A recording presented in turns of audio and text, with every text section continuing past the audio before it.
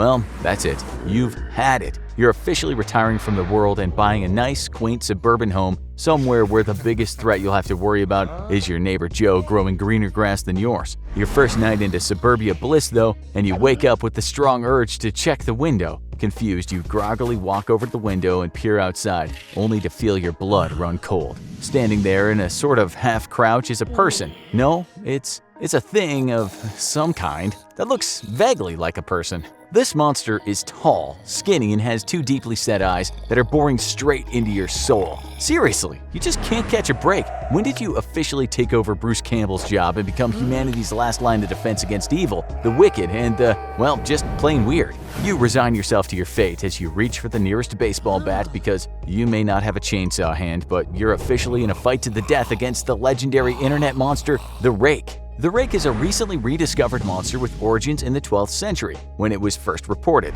The creature appeared to be extremely rare, however, and there may have been accounts pre-12th century, but the 1100s is simply the earliest documented accounts of the creature that have survived to this day. What exactly the creature is, though, remains a matter of discussion. Accounts on the creature's behavior range from the benign to the outright hostile, with some witnesses reporting that the creature simply observed them for long periods of time, and others saying that they or someone they know was physically attacked by it. Its motives are impossible to determine, and its transitions from peaceful observation to violent outbursts are so alien that some have theorized that the Rake may indeed be an extraterrestrial creature. It's not even known if the entity is a single creature with an incredibly long lifespan or multiple creatures that have survived for centuries. Where it originated is also unknown, as the earliest reports come from Europe. Yet one account from a sailor in 1681 during the exploration of the New World seems to indicate that the creature threatened him to return with his crew to England and never return.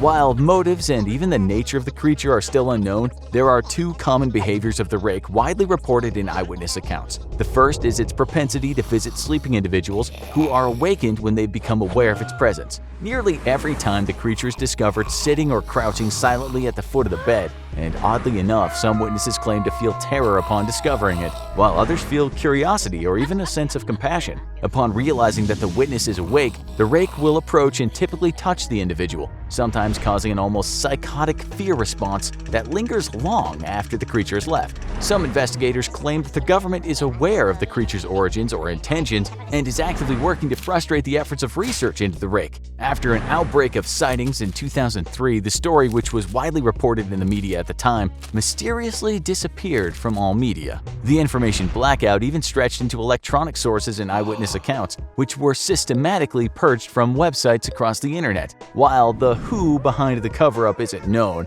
what's clear is that only the US government or perhaps an alien entity could have the resources to undertake such a massive purge of information. The Rake continues to be seen to this day, even occasionally being caught on infrared camera traps used by hunters. The creature stands out at around 6 feet tall, though seems to prefer to move on all fours and rarely ever stands unless threatened. It has two deeply set eyes and a small mouth which unhinges to become much larger, displaying rows of large but dulled teeth. Its long fingers end in sharp claws, which has often been used to attack witnesses who attempt to provoke or approach the creature. While the Rake is physically tall, it's not particularly imposing though, as it appears to be very thin and scrawny, likely weighing in at around 150 pounds. Other than a viciously savage disposition when provoked or when randomly attacking individuals, the Rake is not known to be particularly strong or fast, simply using the victim's own surprise and terror to overwhelm them. Attacks are not known to be fatal, though they can cause extreme injuries thanks to the creature's small but sharp claws. So the Rake is haunting your peaceful suburban slice of life. How are you going to fight and defeat this creepy monster of the night? First, you want to avoid getting bad touched by the Rake because it appears as if the creature has the ability to impart extremely negative emotions through touch. It's possible the Rake has some low-level psychic power that requires physical touch, but can leave you filled with a crippling terror that can take weeks or even years to overcome. Given the creature's lack of physical strength, perhaps it developed this ability as a defense mechanism. To avoid the Rake's bad touch, take the advice given to many altar boys and get yourself a neoprene diving suit to wear under your clothes. The skin-tight diving suit can be extremely difficult to remove without your consent, and the half-inch thick layer of material is meant to insulate your body from freezing ocean temperatures, perfect for blocking the bad touch powers of the Rake or a renegade Catholic priest. With a hood, this leaves only your face exposed to potential bad touches, though if you're really concerned, you can pick yourself up a hockey mask and protect your moneymaker. The rake's primary weapon seems to be its small but sharp claws, which your diving suit won't protect from. Take a tip from the wildlife photographers and videographers and buy yourself a steel mesh shark suit, meant to be worn over your diving suit.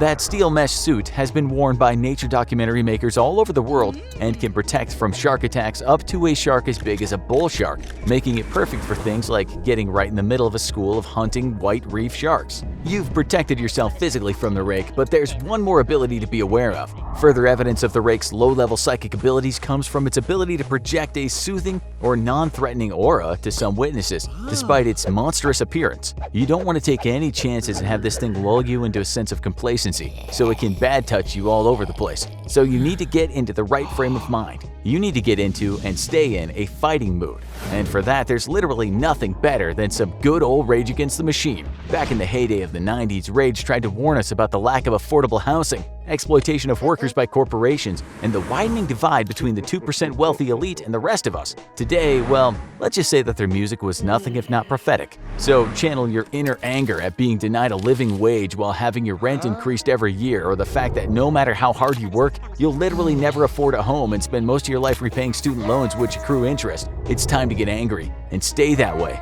It's time to rage against the rake. But how do you defeat the rake? Well, to be honest, it's not particularly difficult. The creature may be creepy and have some low-level psychic abilities, but it's not super fast or super strong. Most witnesses are too shocked by its terrifying appearance to react, but you are a modern-day Bruce Campbell. You've faced hordes of witches, aliens, and demons already. This scrawny nerd is a piece of cake for you. So pick up that baseball bat and head on down to Pound Town, because this internet meme is getting squashed for good. Just avoid that bad touch. Imagine being in total darkness. It's unfathomable. There always seems to be a source of light, no matter where you are. However, in the deep depths of a cave, someone can experience true darkness, a darkness so black that you can taste it. This is what Ted and his friend B found in Mystery Cave, a darkness and an evil that would change their lives forever. We're about to take you into one of the first creepypasta stories ever created on the internet. Creepypasta is the term for horror stories and legends that are shared on the internet. They're user-generated and tend to be created only to terrify or enthrall others. We're warning you now that this story will likely give you nightmares, and by the end, you'll need to decide for yourself whether Ted the Caver's story is true or if there's something else going on. Ted the Caver is claimed by many to be one of the first creepypasta stories ever put in the internet. It all started with an Angel Fire website created by Ted, where he chronicled his story of exploring a mysterious cave in journal format. Each journal entry pulls us deeper and deeper into his story and the horrors that were encountered while in the cave. December 30th, 2000. The journal begins. This was the first time Ted and B went to Mystery Cave together. B and Ted had been caving together for several months. B had injured himself in a caving accident a few years prior and was told by doctors he would never walk again. But B was strong and he didn't give up. He worked hard and was not only able to walk again, but managed to recover enough to start exploring caves again. He would never be as fast as he once was, but he was able to do almost anything he put his mind to. Ted had explored Mystery Cave before and had come across a small hole at the end of one of the tunnels that appeared to lead to another chamber. This hole was interesting for several reasons. The first was that there seemed to be a constant stream of blowing air out of it. Ted wasn't sure why this was happening, but he thought if he could find a way to make the hole bigger and fit inside, he'd be able to decipher the mysterious source of the air. B and Ted anchored a rope to a thick tree outside the opening of the cave and threw it in. In order to enter the cave system, they needed to rappel into the maw of darkness. They carried backup lights with them along with glow sticks that could be used in emergency situations. After descending over the several ledges into the cave, Ted and B came to a crawl space where they needed to get on their hands and knees. The tunnel emptied out into a large room with 4 passageways. The 2 tunnels to the left both led to dead ends. The one second from the right led to a pool of stagnant water, while the tunnel on the far right terminated at the small hole Ted wanted to explore. When they reached the hole and began to examine it, they both agreed that it was possible that the tunnel on the other side opened up and connected to a virgin cave. This is what cavers call a chamber that's never been explored before. It's the holy grail of caving. Being the first person ever to step foot in a chamber or a tunnel system that's been sealed off for thousands or even millions of years is a spiritual experience. Both Ted and B hoped that if they were able to widen the hole enough, they could slip through and explore what lay beyond. Using his Kodak disposable camera, Ted took a picture of the hole with a glove in it for a size comparison and uploaded it to his website. There's no way that Ted and B could fit through the current hole unless they could make it larger. But when B saw it, he became as excited as Ted was. B and Ted brainstormed how to make the hole larger. It appeared that even once they got through the hole, the tight squeeze went back another 10 to 12 feet before it really opened up. This meant that they would need to slowly shimmy their way through the rock, squeezing in on them from all sides. This would not be a journey for anyone that was claustrophobic. As Ted and B discussed their plan of attack, the first creepy phenomenon occurred. The wind blowing through the hole continued to howl. It was an eerie noise that had no clear source. B held up his hand to indicate that Ted should stop talking and listen. Underneath the howling of the wind, a low rumbling sound could be heard. This new noise would only happen every now and then and was thought to be made by large trucks driving over the cave. The two cavers shrugged it off and continued discussing how they would open up the hole so they could fit through.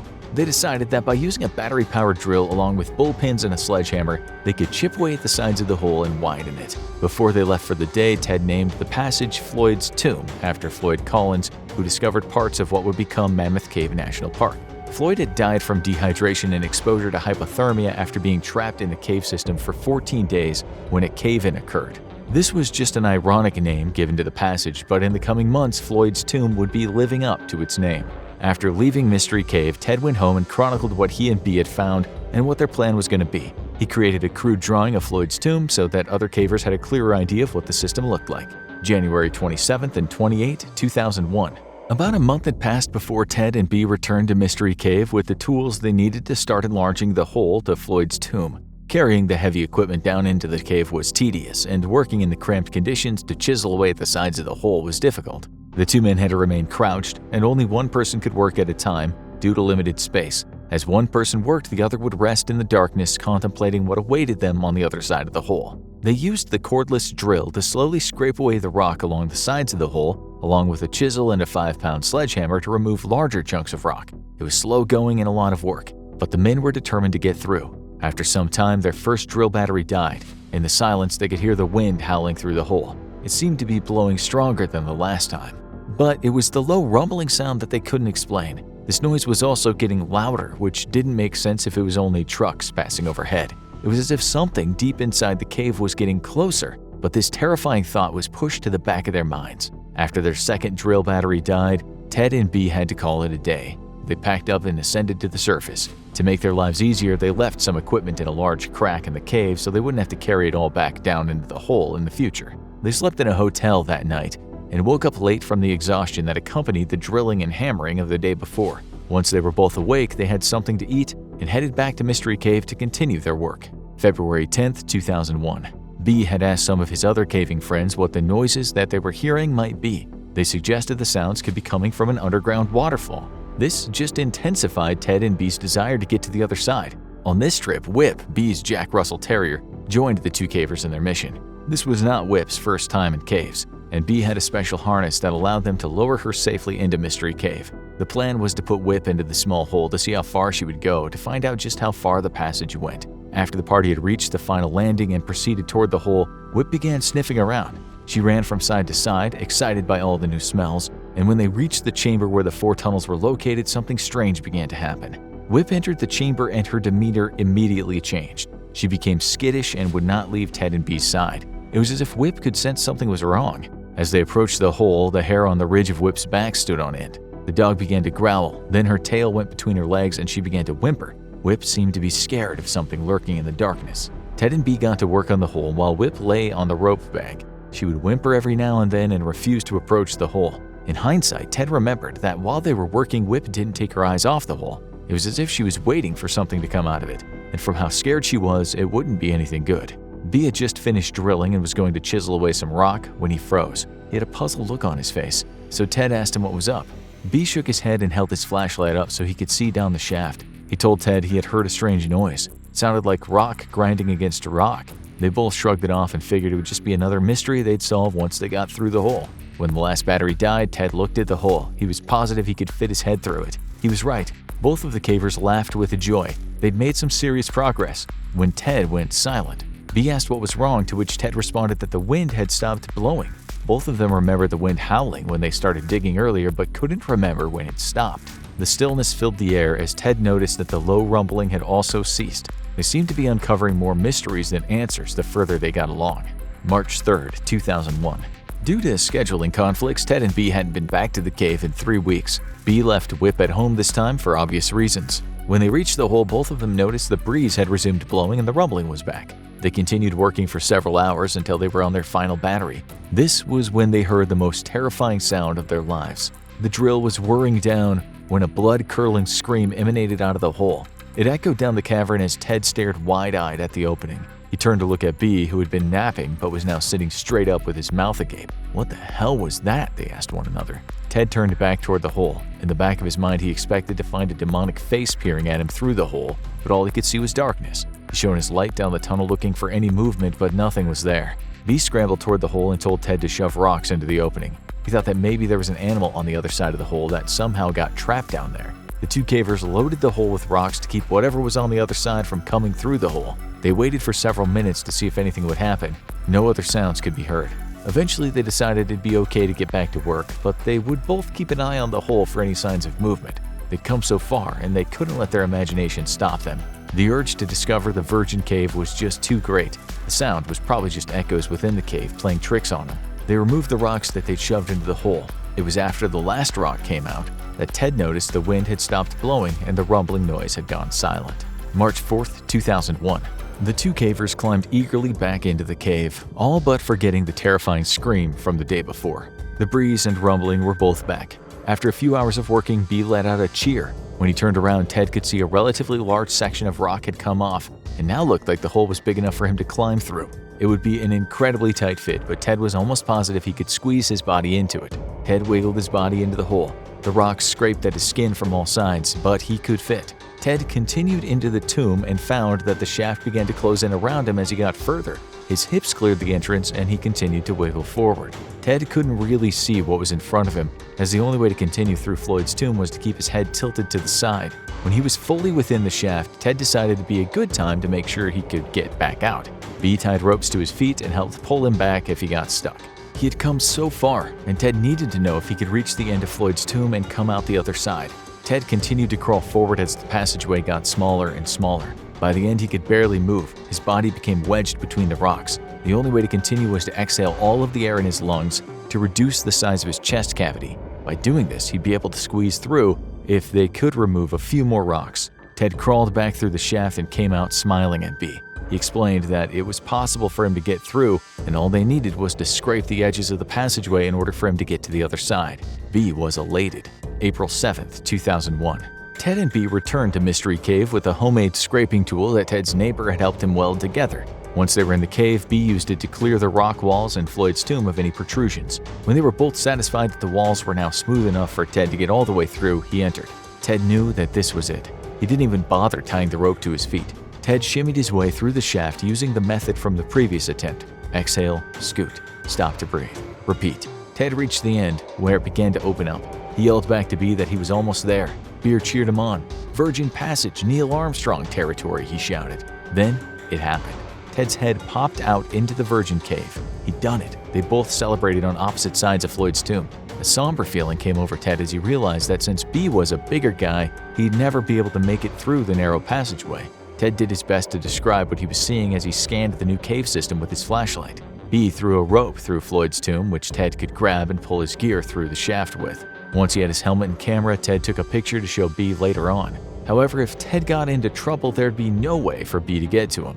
They decided that Ted would explore the new cave system but would stay within shouting distance in case something went wrong. Ted headed down the passage, yelling back at B every now and then to make sure he could hear him. The walls looked similar to Mystery Cave. Ted had only made it a few hundred feet before he could no longer hear B. The tunnel seemed to be going on forever. Both Ted and B were desperate to find out what other secrets this cave held. They decided that Ted would go off and explore on his own for half an hour. If something happened and Ted didn't return after the allotted time, B would head to the surface and get help. As Ted headed deeper into the darkness of the cave, the tunnels began to open up. He could now stand and move freely. The first really interesting formation he came across was a set of crystals embedded in the cave wall. He continued on and the tunnel opened up into a larger chamber. It was here that Ted came across the most surprising find yet. At the end of this room was a large round rock that was propped up against the wall. Ted was able to take a picture of the entrance of the chamber where the leaning stone could be seen coming out of the darkness. As Ted entered the chamber with the large egg-shaped rock in it, he began to feel uneasy.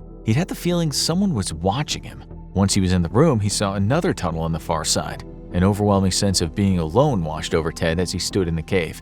His half hour was almost up, so he turned to head back to B when something caught his eye. On one of the walls, there were drawings. It was clear that the diagrams were ancient. The pictogram consisted of a group of people standing below some unknown symbol, raising their hands up in exultation. Ted snapped a quick photo and rushed back toward Floyd's tomb, excited to tell B about everything he found.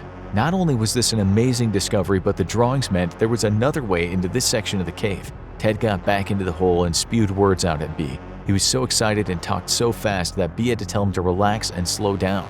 Ted took a breath and told B about everything he found. Then Ted passed his gear back through the shaft. Once it was clear and B gave him a go-ahead, Ted entered Floyd's tomb head first and began to crawl back toward B, who took a picture of him. As Ted made his way back through the shaft, he heard a sound coming from behind him. It was faint and sounded like rock sliding on rock. Ted froze, trying to make out the sound and where it was coming from. Ted continued his journey forward and exited the shaft. He didn't say anything to B about the sound. A few days later, Ted got the pictures developed from his disposable camera. When he flipped through the images, he noticed something incredibly strange. All of the photos leading up to the large room with the rock leaning against the wall came out great, but any pictures taken in the room itself were blank. April 14, 2001. It was decided that in order for the Virgin Cave to be properly explored, Ted and B would need to bring in someone else. They recruited a fellow caver named Joe. Joe was an experienced caver and had a very thin frame. This made him ideal for making it through Floyd's tomb and entering the Virgin Cave. The three cavers entered and descended the hole leading to the new chamber. Ted and B did not tell Joe about the weird things they experienced previously in the cave, as they didn't see any benefit to doing so. Joe and Ted entered the hole and made it into the next section of the cave.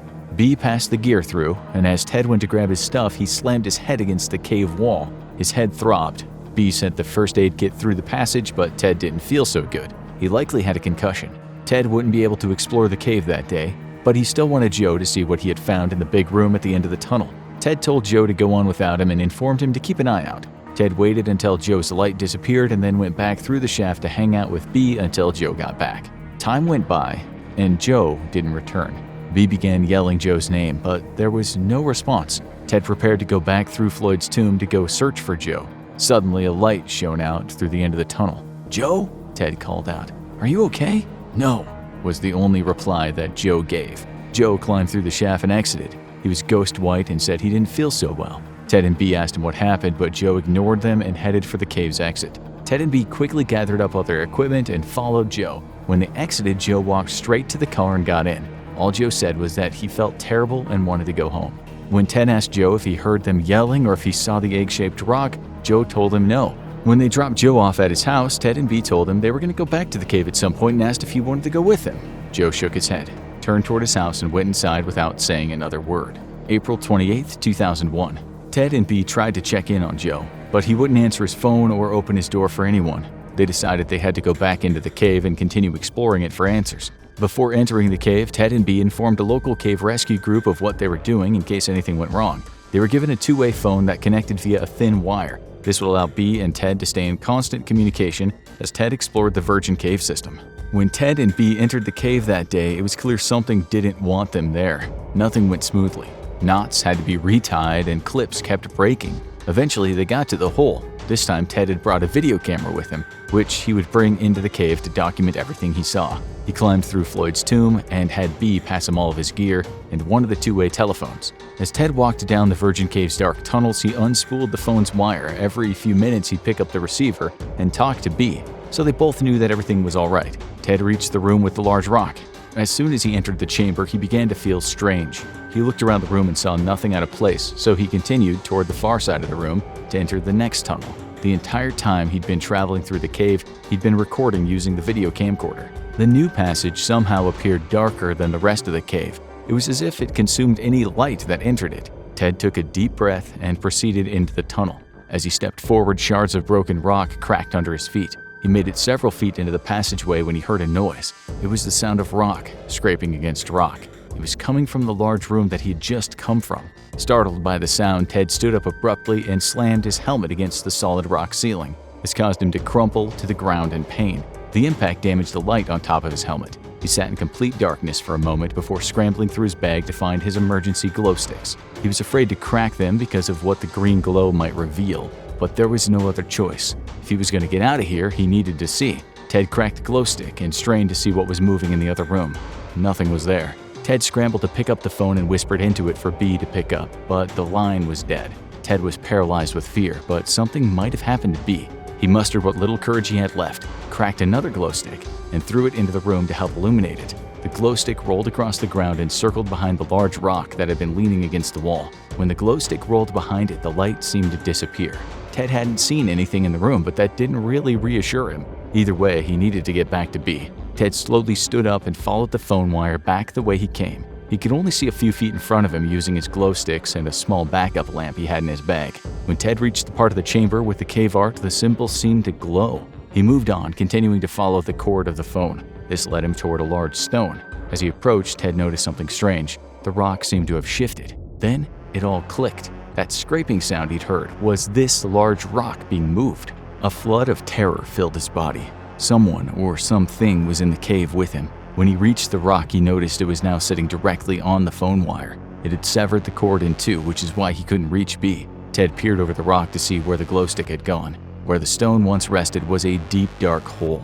The rock had acted like a door that had been shut, but now the gateway was open. Ted shrieked in horror and began moving as fast as he could away from the chamber and toward Floyd's tomb. As he crouched and proceeded down the passageways, he banged and scraped his body into the jagged rocks. Ted was too afraid to turn around, but he couldn't help but imagine a legion of demons pursuing him through the tunnels. He reached the point where he could yell to B. Ted screamed his name. B asked if he was all right. Ted just shouted for him to get out of the cave as fast as he could. Ted reached Floyd's tomb and shoved his gear into the hole. It was at this point he realized that he had dropped the video camera when he slammed his head into the ceiling of the tunnel. For a split second, Ted thought about going back for it, but then the fear overcame him, and he began to crawl through the shaft toward B. As he snaked forward, he could see that B was just starting to head down the tunnel toward the exit. Then, Ted smelled something awful wafting into the passage behind him. It smelled like decaying, rotting, putrid death. The smell was overpowering, and Ted began to gag. He continued to crawl as fast as he could, trying to get out of the tomb and away from the smell. Ted popped out of the hole and rolled to the ground. He was in so much pain he could barely breathe, but as he lay there, he could hear a scraping sound coming from the other side of the hole. Ted scrambled onto his feet and ran after B. B had already begun ascending the ropes toward the top of the cave. Ted had no time to harness up or clip in, so he began to free climb. If he lost his grip, he would plummet to his death. Ted and B vigorously climbed toward the entrance of the cave. Ted caught up to his friend on the final ledge. The smell of death had followed them toward the exit of the cave. Ted watched as B made the final climb to the mouth of the cave. Then he heard a strange sound like a zipper unzipping. He looked down at his feet and noticed that the excess rope was being pulled back into the cave. Something in the darkness was trying to drag them back in. Ted let out a scream and then scrambled up the rope. Just as he reached the top, he felt the rope go taut. Whatever was in the blackness was almost upon him. Ted looked up in terror. B leaned over and pulled him over the ledge. They lay on the ground outside the mouth of the cave when the tree next to them began to creak. The rope they'd climbed up was moving back and forth as if something else was using it to climb out of the cave. B jumped to his feet, pulled out his pocket knife, and began cutting the rope. It frayed as Ted pleaded with B to hurry. Then the rope snapped and fell back into the blackness of the cave and disappeared. They both sat there staring at the cave opening. After an unknown amount of time, they stood up, walked to the truck, and drove away. Neither one said a word the whole way home. May 19, 2001. Ted wrote a message to his readers. He wanted to update everyone on how he was doing after his last post. Many people reached out to him, but he just didn't have the time to respond until now. He'd been having nightmares and had been seeing things in the night. There was a shadowy figure that seemed to be following him around and noises that he could not explain. Then one night, he had an overwhelming urge to drive to Overlook Point, where he could see the city lights. Some unknown force was pulling him there. When he arrived, he noticed another car parked at the Overlook with a dark figure leaning against the hood of the car. When Ted pulled up and exited his vehicle, he found that the person was Joe. When Joe saw Ted, he just nodded. It was clear that they'd experienced similar encounters in the cave. They only said a few words. "We need to return. Tomorrow good?" Ted asked. "Yeah, noon," Joe replied. Ted nodded, and they both got back in their cars and drove away. Ted headed to B's house next. They hadn't talked since their experience in Mystery Cave. Ted knocked on B's door. When he opened it, he welcomed Ted in. It was a little awkward, but Ted got straight to the point. "I just ran into Joe, and we're going back in tomorrow at noon." B said nothing. He just nodded his head. He offered for Ted to stay the night so they could head out together the next day. The post ends by telling the reader that Ted, Joe, and B would already have left for Mystery Cave by the time anyone read the message. They wanted to find out what happened after they last saw the cave. Would they be able to recover the video camera and see what was on it? And if they went back into the cave, would they make it back out? Ted wrote that the reason they were going back was to find some sort of closure. He left the reader with this final thought: "For my family and friends who are reading this, I say, be at peace. I will conquer this cave. Then I will return and update this website immediately. I will include any photos we take in the cave today, and if you stop by the house, I'll show you the video I have. I expect to be home later tonight or tomorrow at the latest. See all of you soon with a lot of answers. Love, Ted." So, what did Ted the Caver find? Is this a true story, and where is the cave? After some deep digging, some of these questions can be answered. In this story, Ted hypothesizes the monster they encountered was an ancient creature called a hodag. There's no evidence that this creature exists, but it could be one explanation. Some believe that the Ted the Caver story was plagiarized by Ted from a short story titled The Fear of Darkness by Thomas Lira. However, it's now widely accepted by the internet community that it was actually the other way around. Ted's story was the original, and Lira was the one who plagiarized and fabricated an earlier publication date. The two stories are almost identical except for a few details. The most promising evidence for where Ted the Caver story came from comes from a post in a Caver forum by Ted himself, or at least someone who claims to be Ted. This person states that he wrote the story and then gives a number of details about the characters who were based on real people in his life. He then has these people corroborate the story. If we are to believe that this person really is Ted, and that the people who support his claims are really the people in the story, then the answer to the question, is Ted the Caver a true story, is no. The person claiming to be Ted said that Mystery Cave exists and even explained exactly where it was. The cave is called Interstate Cave or Freeway Cave and is part of the Timpanogos Cave network in Utah.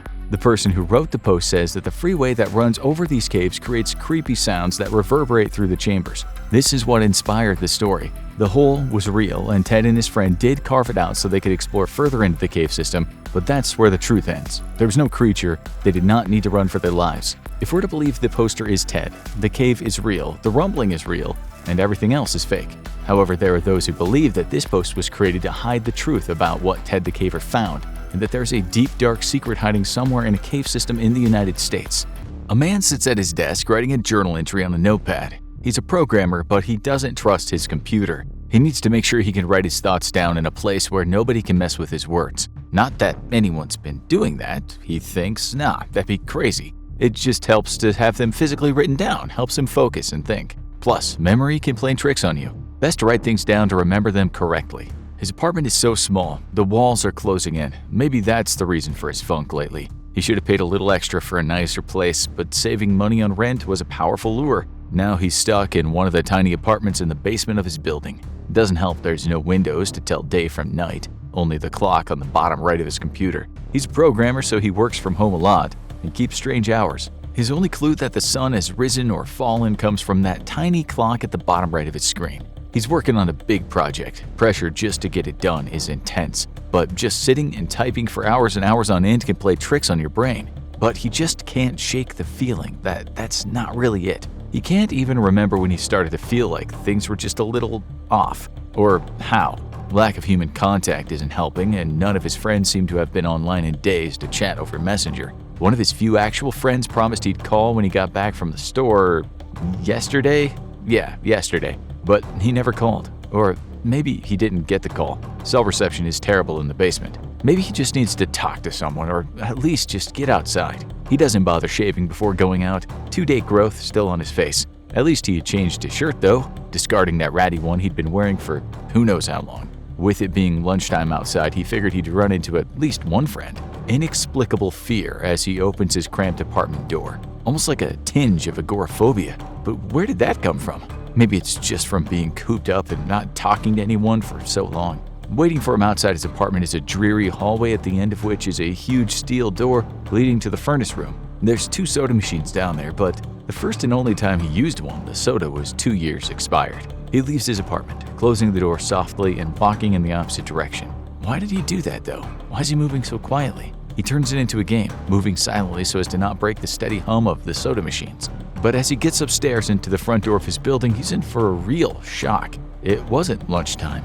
It was dark outside, and it was late. He could tell by the silence of the street outside. This special kind of quiet where you can hear the wind blow sends shivers down his spine, and he chalks it up to his body, imagining the touch of the chill wind. Yeah, it's comforting to think that that's all it is. It doesn't feel right to go outside, so instead he lifts his cell phone up to the window and checks his bars. Presto, full bars. Now he could finally hear someone else's voice. He's so giddy with excitement he forgets his previous fears. Pressing the speed dial, he puts the phone to his ear, expecting to hear his best friend Amy's voice. But after one ring, the phone goes silent. Confused, he holds the phone to his ear for 20 seconds, then the phone finally hangs up. As he goes to dial her number again, his phone suddenly vibrates with an incoming call, startling him so hard he nearly drops it. "Hello?" The sound of his own voice startles him. He hadn't realized just how long it'd been since he'd heard a human voice, or even his own. "Hey, who's this?" The caller sounds about his age, young and male. "John," he replies. "Oh, sorry, wrong number." Then a click and the line went dead. What in the world just happened? He leans back against the brick wall and pulls up the recent call list, the number completely unfamiliar. Then he jumps out of his skin as the phone vibrates in his hand again. He presses the talk button and says nothing. "John?" Waves of relief wash over him. It's Amy's voice. "Hey, it's you. Who else would it be?" "Oh, the number. I'm at a party on 7th Street. My phone died, just as you called me. This is someone else's phone." "Oh, okay. Where are you?" His eyes glance around at the drab, whitewashed walls and heavy metal door with a small window looking outside. "At my place, just feeling cooped up. Didn't realize it was so late." "You should come over." "Nah, I don't feel like looking for some strange place by myself in the middle of the night. I think I'm just gonna keep working or go to bed." He didn't want to admit that the real reason was the way the deathly silent streets outside scared him a bit. "Nonsense, I can come get you. Your building's close by, isn't it?" "How drunk are you?" "You know where I live." "Oh, good point. I guess I couldn't walk over. Not unless you want to waste half an hour." "Right, all right, well, I gotta go. Good luck with your work." He watches the numbers flash once as the call ends, and then the droning silence of the old apartment building washes over him again. The two strange calls and eerie quiet outside only make him feel that much more alone. Then a terrifying thought hits him, maybe born of too many scary movies, maybe of real fear. What if some horrible monster peered into that small window set into the steel exterior door right now, spotting him? Some nightmarish creature that preyed on those who strayed too far from other living people. The thought alone was enough to cause him to rush back home, closing the door as swiftly and silently behind him as he could. He felt a little silly, safe inside his apartment once more, but the fear had been real and inexplicable. Why did Amy sound off during that conversation? Could it have been the alcohol? Could it? That's why he was writing these experiences down. It helped him remember. She said she'd been at the party, but there was no background noise at all. Maybe she'd stepped outside. No, because then he'd be able to hear the wind. Or should he? He needed to see if the wind was still blowing outside. Monday. He's writing his thoughts down on paper again. He had no idea what he'd expect to see when he ran back up the stairwell last night, peering out the window. It all seemed ridiculous now, especially since last night's fear seemed so distant and unreasonable. He can't wait to go out into the sunlight. He's going to check his email, shave, shower, and get out of that dingy, cramped apartment. But wait, what was that? That noise? Thunder?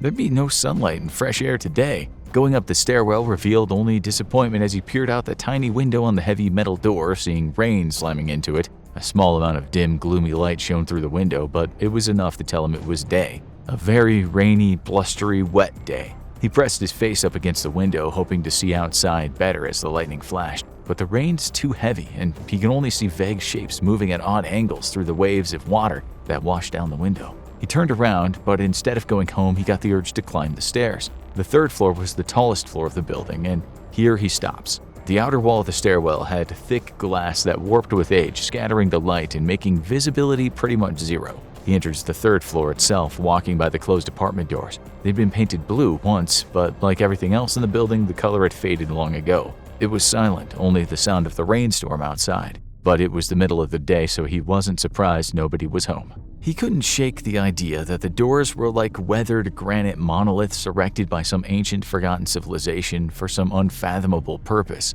Then the lightning flashes, and for just a moment he could have sworn that the faded blue wood looked exactly like rough stone. He laughs at himself for letting his imagination run away with him. Then he remembers the alcove with the inset window halfway down that floor's hallway. He runs to the window, eager to see a human being in the world outside, but as he goes to lift the window and peer out of it, a sudden terrifying fear hits him. If he opened that window, he would see something terrifying on the other side of it. But what? He has no idea, but it's enough to make him back off the window. And that's when he returns to write his experience down. Done. He came up with a plan. He was going to get his webcam. The cord wasn't long enough to go all the way up to the third floor, but he could use it to surveil his own floor. He'd stick it between the two soda machines and hide the wire with black tape. camouflaging it against the black plastic strip that runs along the base of the hallway's walls. Seemed silly, but he's really got nothing better to do. But nothing happened. He propped open the hallway to stairwell door and flung the heavy front door wide open, running like hell back down to his room. He watched the webcam to see if something terrible was pursuing him, but there was nothing. He wished the camera's position was different so he could actually see out of the front door, but hey, somebody's online. He got out an old webcam and set it up so he could video chat. He didn't explain to his friend why he wanted to video chat, and the two shared a mostly empty conversation, but damn, it felt good to see another person's face again. That gnawing fear that had been plaguing him lately had mostly passed, but later the thought hit him. There was something odd about the conversation. His friend seemed to be very vague in his responses. He couldn't even recall one specific thing his friend had said, but he did ask for his email address to keep in touch, and oh, there's an email now. It's Amy. She asked for him to meet for dinner where they usually go, a pizza joint. He's getting dressed, and the thought of delicious pizza is a good motivator. All he's been eating lately is whatever random food's in his fridge. He's ready to leave when there's another email. He opens the email and scans it. It's from an old friend, and it's been sent to every person in that friend's address book. It reads simply, "Seen with your own eyes, don't trust them." What the hell is that supposed to mean? The words shock him, and he goes over them again and again in his mind. It seems like a desperate, unfinished email, as if it'd just been sent before something happened. He was ready to disregard the email as just spam or a computer virus or something, but those words kept ringing in his head. Seen with your own eyes. He reads back over his journal and can't help but think how for the last few days he hasn't seen another person with his own eyes or talked to someone face to face. The strange video chat with his friend, the random wrong number, the oddly silent return call from Amy claiming she was at a party, and the friend that asked for his email address and then got an email just a few minutes later. And then the fear grips him. He told Amy over the phone that he was just half hour's walk from 7th Street. They know he's near where she called from. What if they're trying to find him?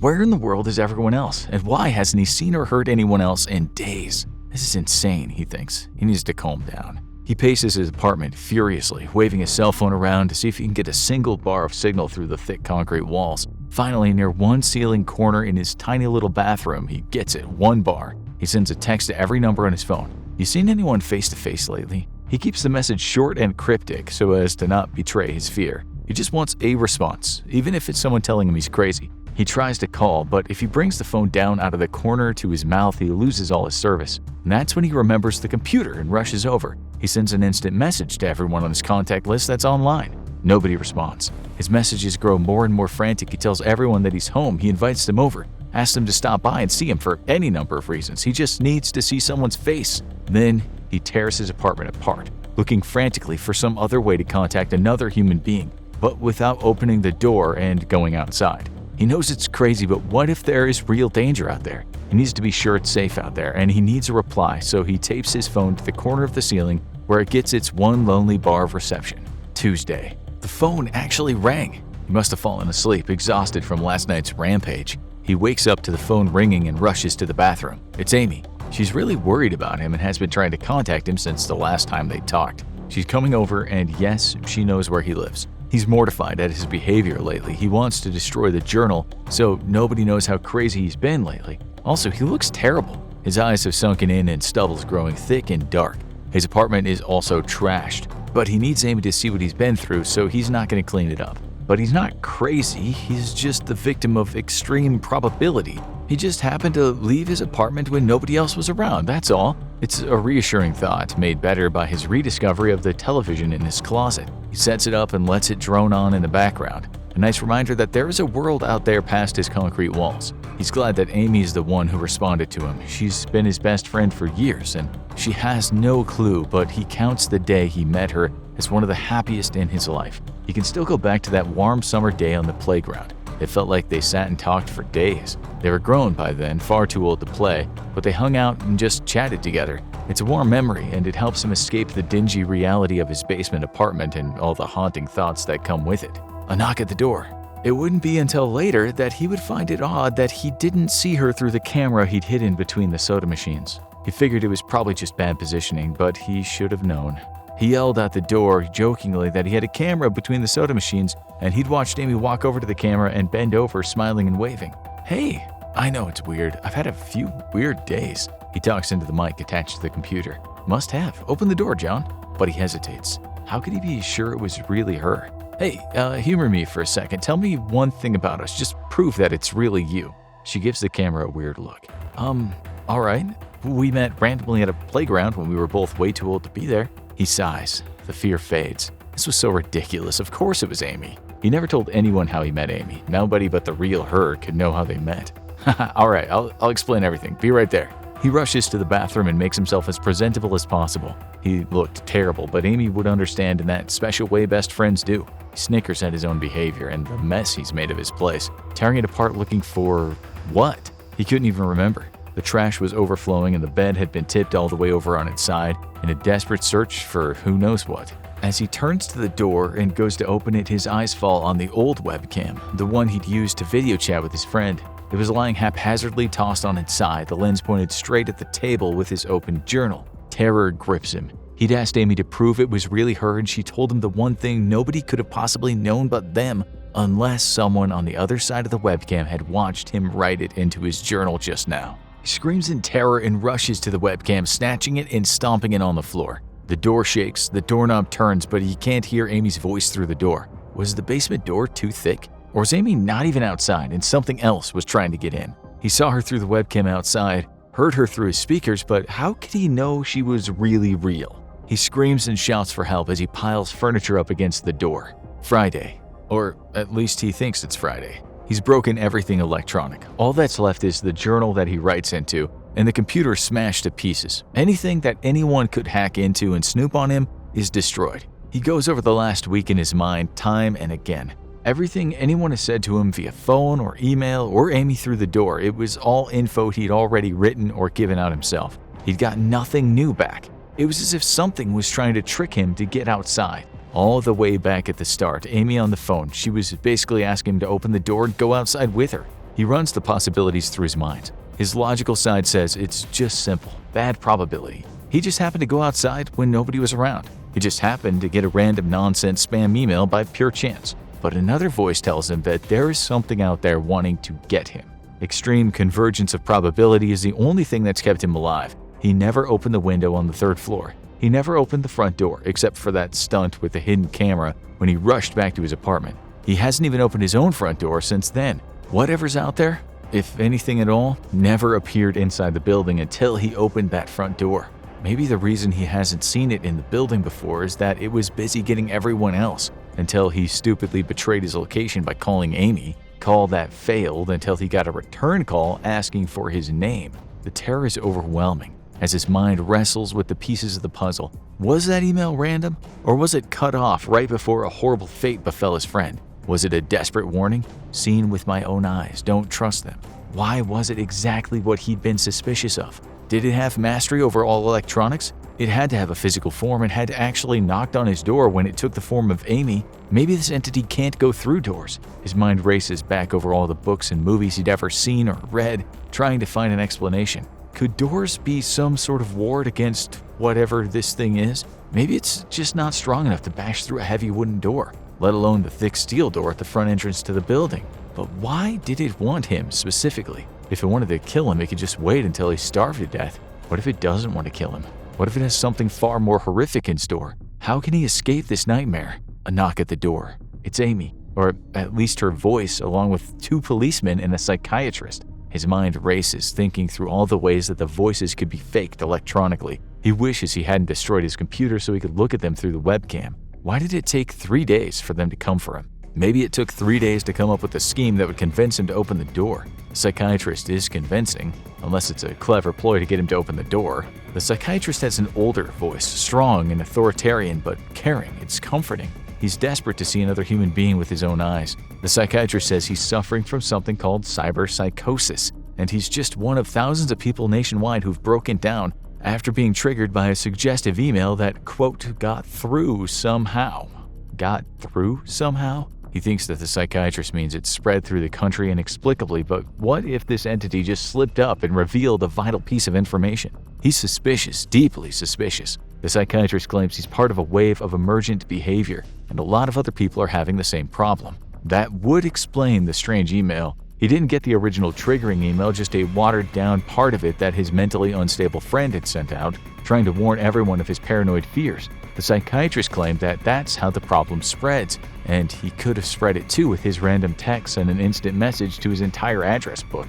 Some of those people could be breaking down right now, triggered by something he'd accidentally sent them, something their delusional mind could be interpreting in a way that powers their personal delusions, like a text saying, "Seen anyone face to face lately?" The psychiatrist says he doesn't want to lose anyone else. "You're one of the smart ones. So smart, you make up connections that shouldn't be there." The psychiatrist says it's easy to get caught up in the paranoia thanks to our fast-paced world, a place that's constantly changing and more of our interactions are simulated and online. It's a great explanation, perfect really. It explains literally everything, and why should he stay locked up in this tiny apartment festering in his own delusions until he starves to death? All he needs to do to get better is just open the door and get help. It's a perfect explanation, and that's exactly why he refuses to open the door. How could he be sure what's real and what's not? Signals through a camera can be hijacked, emails and video faked. Even what he sees on TV right now lying broken on that floor, how can he know for sure any of it's real? It's all just signals and waves and bashing at the door. The entity's trying to get inside. It has to be. There's no way to fake the sound of men grunting and smashing against the heavy wooden door so realistically. It's coming in and it's going to get him. But at least he'll finally see the entity with his own eyes. There's no way left for it to deceive him. He's ripped apart every electronic device in his apartment. It can't deceive flesh and blood eyes. Or can it? Seen with your own eyes, don't trust them. Wait, what was that desperate message telling him? To only trust his eyes? Or warning that he couldn't trust them either? What even is the difference between a camera and eyes? They both turn light into electrical signals and they're the exact same. He can't be deceived. He has to be sure. He has to be sure. Date unknown. He's been calmly asking for paper and pen day in, day out, until they finally give it to him. Not that it matters anymore. What's he going to do with a pen? Poke his eyes out? The bandages over his hollow sockets feel like a part of him now, and the pain has long ago faded. He works the pen over the paper, figuring it'll be his last chance to write legibly. Without his eyes to guide his hand, he'll soon forget the motions involved in writing. It's an indulgence, the writing, a relic from another time, because he's certain everyone in the world is dead, or suffered a fate far worse. He sits against the padded wall of his room day in and day out. The entity brings him food and water. It masquerades as a kind of nurse, or an unsympathetic doctor. He suspects that the entity has figured out his hearing has sharpened considerably since he lost his vision, because he can hear it faking whispered conversations in the hallway outside, on the off chance he might hear. A nurse talks about having a baby soon. One of the doctors has lost his wife in an accident. None of it matters. None of it's real. None of it gets to him. Except her. The thing comes to him masquerading as Amy. Its recreation is perfect. It sounds and feels exactly like her.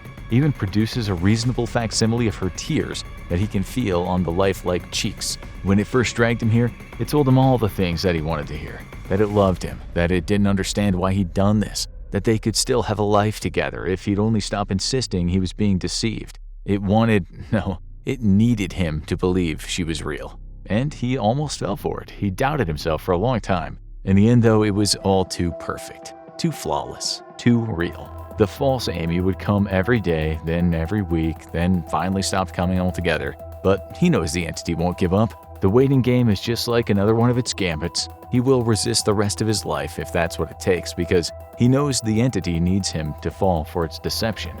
And maybe if he can resist, he can stop its agenda. Maybe the real Amy is still alive out there somewhere. It's his resistance that's stopping the entity and keeping him alive. He holds on to that hope as he rocks himself back and forth alone in his cell. He'll never give in. He'll never break. He's a hero. The doctor reads the note the patient scribbled on. It's barely legible, written in a shaky script of a man who can no longer see. He wanted to smile at the man's resolve, a reminder of the human will to survive, but he knew the patient was completely delusional. After all, a sane man would have fallen for the deception a long time ago. The doctor wanted to smile. He wanted to whisper words of encouragement to the delusional patient. He wanted to scream, but the nerve filaments that wrapped around his head and drove into his eyes prevented him from it. Instead, his body stood up rigidly like a puppet, and he walked into the patient's room once more to tell him once again that he was wrong. There was nobody trying to deceive him.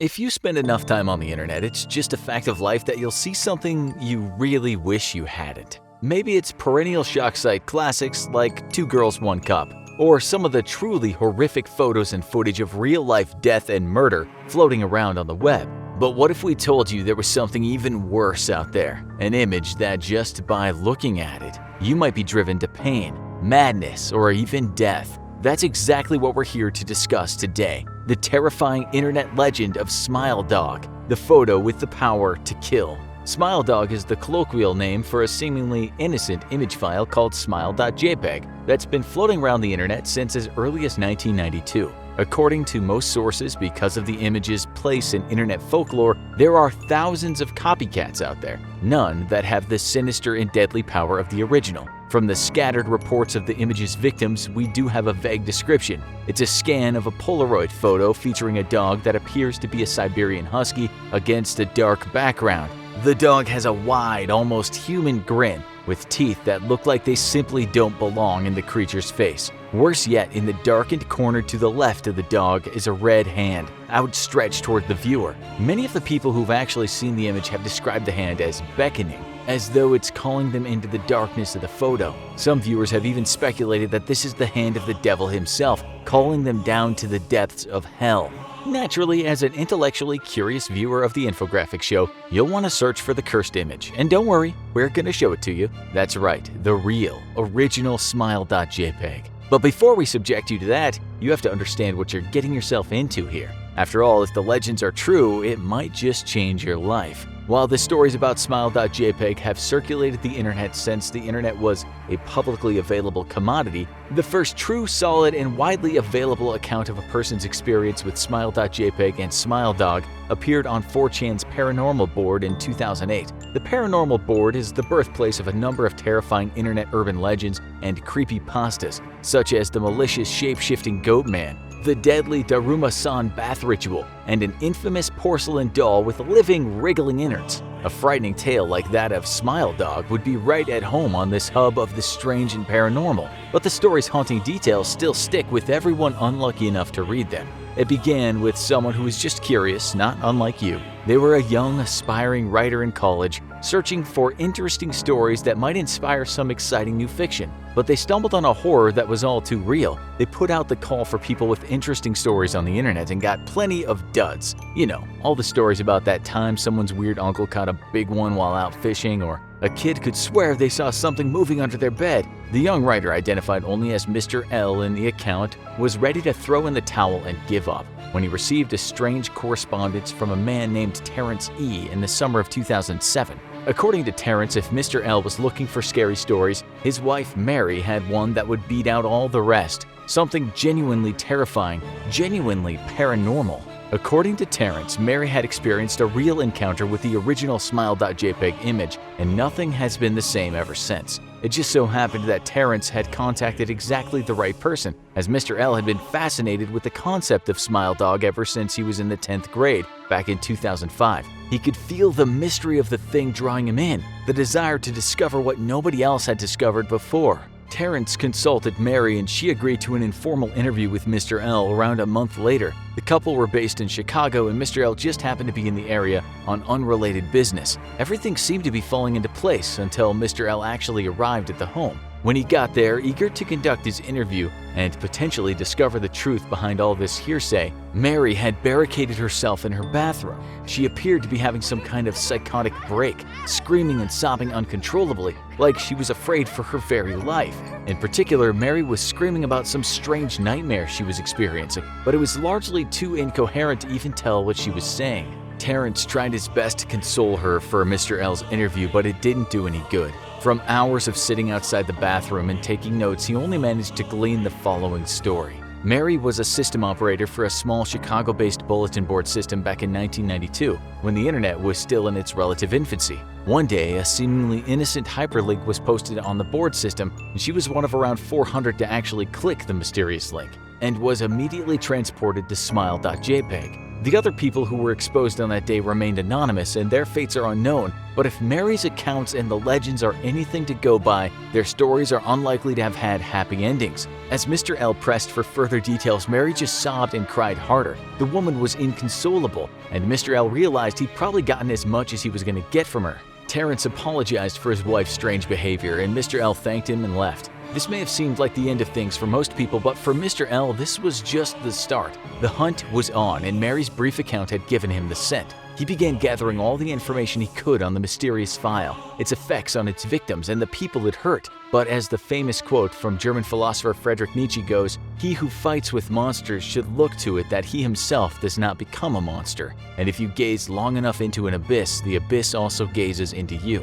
Mr. L found that information on Smile.jpg wasn't available anywhere on major internet information sources like Wikipedia. In fact, he found that if anyone did attempt to add a reference to the cursed file on a Wikipedia page, it would quickly be struck down by editors. Who was trying to keep this thing buried, and why? He also managed to discover a great deal more about the supposed effects of viewing the file. The most common effects included, on the mild end, severe anxiety and persistent night terrors, and on the more severe end, hallucinations and temporal lobe epilepsy, with seizures most commonly occurring at night. Naturally, as with anything on the internet that can cause harm, it was weaponized by trolls and bad actors. The image was often circulated on forums in the early Usenet days, and was allegedly once used to flood the forums of humor and satire website Something Awful back in 2002. The result was a number of users developing severe anxiety, nightmares, and epilepsy. Back in the mid to late 90s, the image circulated as all spooky things on the internet did back then, by chain email. The email would disguise itself as one of the number of feel-good chain emails that did the rounds back then, with the innocuous subject line, "Smile, God loves you." But by the time you've opened the email and its attachment, it's already too late. Plenty of people on the internet claim to have had experiences with Smile Dog, but the veracity of these claims are in dispute. During his investigations, Mr. L did notice some other legends with eerie commonalities to the Smile.jpg tale he was investigating. The most prominent was a story known as the Grinning Man, about a person who received an email from a recently deceased friend with an image of, you guessed it, a grinning man. However, after witnessing the image and an accompanying key phrase, the man's life spiraled out of control, with the only way to lift the apparent curse being to pass it on. From the smiling to the horrific nightmares to the inevitable tragic end, could the two things be connected? There was no conclusive evidence on the matter, but Mr. L was sure to make a note of it for further study. Mr. L continued compiling research for an entire year, always haunted by the cries of Mary coming through the bathroom door and the thought of that smiling hound. He discovered that many of the people who'd originally claimed to see the thing had fallen off the map, and that some had tried to use medication to prevent the nightmares and the epileptic fits that seemed to naturally accompany an incident with the image. All it took was one look, just one little look, to change your life. It felt like a somehow more eerily plausible version of the tape from The Ring. At times, Mr. L wondered if the whole thing was just some elaborate hoax, an online inside joke, and it was all on him.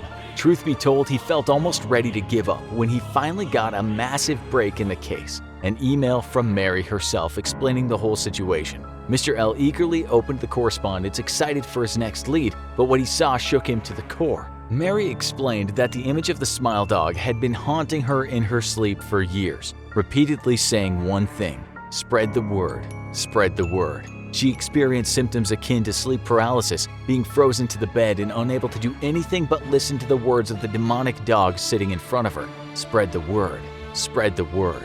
She told Mr. L that a week after initially seeing Smile.jpg, a floppy disk containing the image was mysteriously mailed to her home. Finally, she understood. Much like the Grinning Man that Mr. L had been investigating, the Smile Dog wanted her to pass the image on and use it to inflict the curse upon others. That would be the only way to stop suffering from the symptoms herself. The nightly seizures and visions she was experiencing were so horrific that she was tempted to pass it on to others, and even contemplated potential options: a co-worker, a stranger, or even her husband Terrence. Mary decided against it and instead hid the floppy disk away for years, until she finally found a person she could potentially pass the curse on to: Mr. L himself. However, as she was plotting to pass on the curse to him and ruin his life, she decided against it at the last minute. Hence her breakdown in the bathroom upon his visit.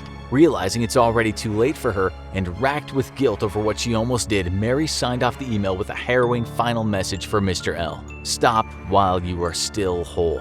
Later that month, Mr. L received another email from Terrence telling him that Mary had taken her own life shortly after sending that last email to him. She just couldn't take the suffering anymore. Terrence also informed Mr. L that he'd found and destroyed the floppy disk by setting it on fire, adding that the plastic gave a snake-like hiss as it burnt and shriveled, destroying yet another copy of the cursed image once and for all. Mr. L was ready to hang up his hat and close the investigation into Smile.jpg. People had suffered and even died, and just as Mary had advised him to, he was going to quit while he was ahead. It was a couple months later, when he'd almost forced the whole nasty affair out of his mind, that he saw a new email appear in his inbox with the subject line, Smile. Without even thinking, he clicked on it, and by that point, it was already too late. The text in the body of the email, littered with spelling and grammatical errors, said, "I found your email address through a mailing list. Your profile said you're interested in Smile Dog. I have saw it. It is not as bad as everyone says. I have sent it to you here. Just spreading the word." And the rest is spooky internet history. Now you've heard the story and you know all the horrors this strange little photo is said to be able to unleash. Maybe it's all just an urban legend, a hoax, or mass hysteria. After all, how much damage can one picture do? But hey, if you want to be safe, you can always send this video to a couple friends and spread the word. It wasn't his fault. It wasn't his fault. It wasn't his fault. She'd seen the closed sign on the front door of the toy shop. She'd been the one to try to scare him, claiming her toy was defective, demanding a replacement. Defective? His toy? Unbelievable. His toys were perfect. Masterpieces, sought out by young and old alike. They were works of art. And the nerve of that tiny little witch coming in here and claiming his toy was… he couldn't even bring himself to say the word. It was all her fault, really, and now, as usual, he was left to clean up the mess. Someone would come looking, though. There'd be a missed supper and angry parents, gradually becoming more and more concerned as the hour became later and later. And eventually there'd be questions and investigations. Heaven forbid she actually told someone where she was going, on her ridiculous mission to return a faulty toy. She'd have to go, but somewhere she wouldn't be found. Not until he could find a more permanent means of disposal. Jason racked his brain, avoiding the accusatory stares of dozens of handcrafted puppets and dolls that adorned his shop. All of them were works of art, truly remarkable examples of the finest craftsmanship. Jason wasn't just the best toy maker in town, he was likely the best toy maker in Europe, probably in the whole world. And now you've gone and ruined all that for me. But there was no response from the corpse, just more slowly spreading crimson across the shop's floor. Then an idea struck him. He moved his unwanted guest to the workshop, returning hastily to mop up the trail left behind. With the reaffirming tug on the front door's deadbolt, he retired to the workshop. There was a lot of grim work to be done, and the last thing Jason needed was another unwanted interruption. Days earlier, he'd been working on a large puppet in the shape of a snake. He had plans to adorn the puppet with colorful beadwork, which would make the toy snake's scales sparkle in emerald greens in the sunlight. It would have been a thing of beauty, but now it had become a tool of necessity. The handsaw would make for quick, if macabre work, and the remains would go inside the snake. An imperfect solution, but it only needed to be temporary. He'd cried at first, surprising himself even. It was truly grim work, and whatever small piece of him that wasn't yet angry at the world had opened a rather uncomfortable pit deep in his stomach. As he progressed, however, he began to fill the pit, stop it up with anger, resentment, indignation, and as he filled that pit inside him, he likewise filled the snake on his workbench. Just a few small cuts left, then some turpentine to overpower the acrid smell of the blood, and any investigator searching his shop would be none the wiser. Once the search had died down, he could arrange for more permanent disposal. How did he get here, mused Jason, fouling what would have been one of his greatest masterpieces with his sin? Amelia. That's how. Toys were forbidden in his childhood home. Jason's parents believed frivolity was waste, especially when one could use that time to better prepare oneself for a successful future. If no homework were assigned at school, then rest assured there would be much study waiting for him upon returning home. If homework was assigned, well, one couldn't receive too much instruction in subjects that would one day make Jason a great success. For his part, Jason earnestly tried his best to please his unpleasable parents. At school, he earned top marks in all his subjects. He may have well been very shy and had great difficulty socializing with the other children, but his behavior was ever exemplary. His parents often received notes of appreciation from his school teachers, to which his mother was fond of replying with, "One shouldn't be congratulated for merely doing what is expected of them in civilized society." Children, no matter how strictly raised, are always prone to minor rebellions, and Jason was no different. His took the form of crafting and hiding small wooden dolls, which he'd use to play with when he could steal a few minutes away from under the ever-watchful and disapproving glare of his parents. He cherished those times, and as he grew older, his rough wooden dolls took ever more fanciful and skillful shapes. He realized he enjoyed creating them just as much as playing with them. They were his treasure, and he guarded them jealously. Sweet little Amelia. She'd always been so pleasant since the day Jason met her. Well, the truth is, Amelia had always sort of been there. He'd never made any effort to approach her, nor she him. Jason was, after all, the strange, silent, and very curious child who everyone knew secretly played with and spent hours whittling small dolls while the other children played together. In truth, it had actually been a concerned teacher who encouraged the two's formal introduction. Some kind soul had noticed Amelia's kind, warm heart, and taking pity on Jason's lonely plight, pushed her into befriending him. She hadn't been wrong, but her misguided act of kindness would help usher in yet another dark terror to this world. The two became fast friends, even helping socialize Jason more to his fellow classmates. He showed her, and only her, his secret doll collection, and other toys too. He even made some for her, all whittled away in secret, becoming ever more complex and detailed as the years passed, and Jason's skill grew. Amelia was his best friend, and he wanted to share everything with her, but he refused to share her with anyone else. The first incident was with Jonathan, or was it Lucy on the swing set? Jason couldn't remember, but he did remember the intense hot flash of jealousy when Jonathan grew a little too interested in Amelia's set of colored pencils. He pushed him down the stairs, and Jonathan had even fingered Jason as the culprit. But Jason was good at remaining and acting unseen, and nobody could prove the accusation. Jonathan had gotten the message clear enough, however. Amelia and her colored pencils were off limits. The truth is, it was easy to remain unseen around Amelia, or at least unnoticed, which suited Jason's goals perfectly. She was always the brightest smile in any room. Warmth like the radiance of a pleasant summer afternoon sun radiated from her, and she always had a kind word for everyone, much to Jason's chagrin. Jason finally had a friend, someone to confide in, but the truth is Amelia was a lonely girl, pretty and ever pleasant. Even as they grew older, she'd mysteriously been without any other close friends. As she entered her teenage years, there were certainly suitors, but they always seemed to quickly become disinterested. Jason, though, was always there, and she loved him as one does a dear brother. Jason, in turn, loved her as best he could, which was to say less than he loved himself, but certainly more than the mindless fools of the world. He expressed that love by protecting her even when she took no notice, especially from anyone who might take Amelia's attention and affections away. The world was dangerous and people can't be trusted, but Jason could be. Only him. Amelia had become especially important to him when he was kicked out of his home. His parents had insisted on his attendance to one of England's great universities, places where some of the age's great thinkers and titans of industries had been forged, but Jason had refused. He didn't want to become a coal baron or a great philosopher. He wanted to be left alone to tinker and make his toys. A simple toymaker carrying forth the family name? Nonsense. His father hadn't even wasted his breath on disapproving words. He'd merely pointed with a very stern finger to the open front door. But he'd done it all by himself. The world had taken notice of his talent, just as he knew it would, and his toys' popularities grew and grew until he finally had his own shop. And now children came from miles around, collectors too, looking for another finely handcrafted piece of whimsy for their carefully groomed collection. There was even rumors that toy makers from Austria were interested in meeting him.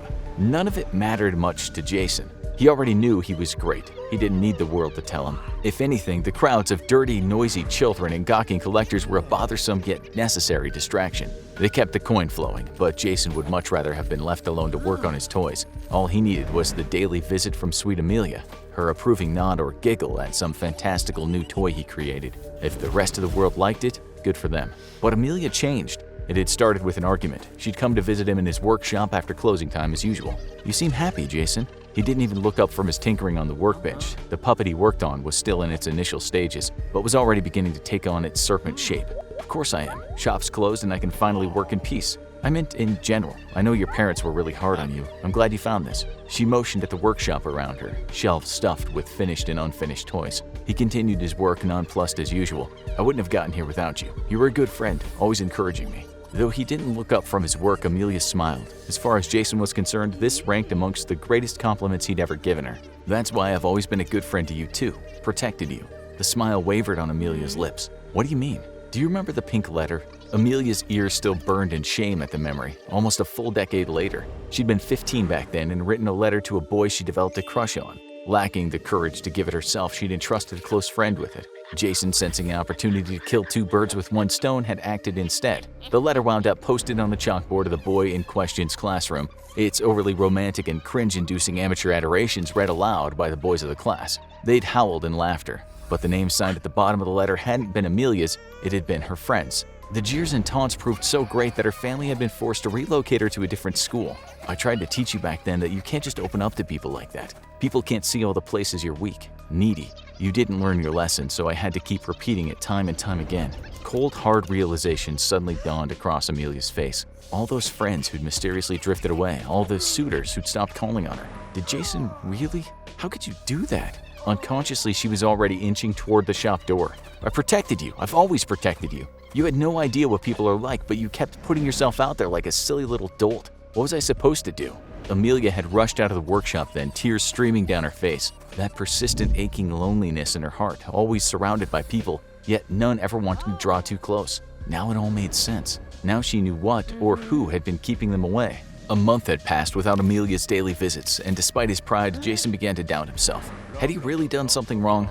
Wasn't he just protecting Amelia, who clearly was incapable of protecting herself? More to the point, how could she be ignoring him?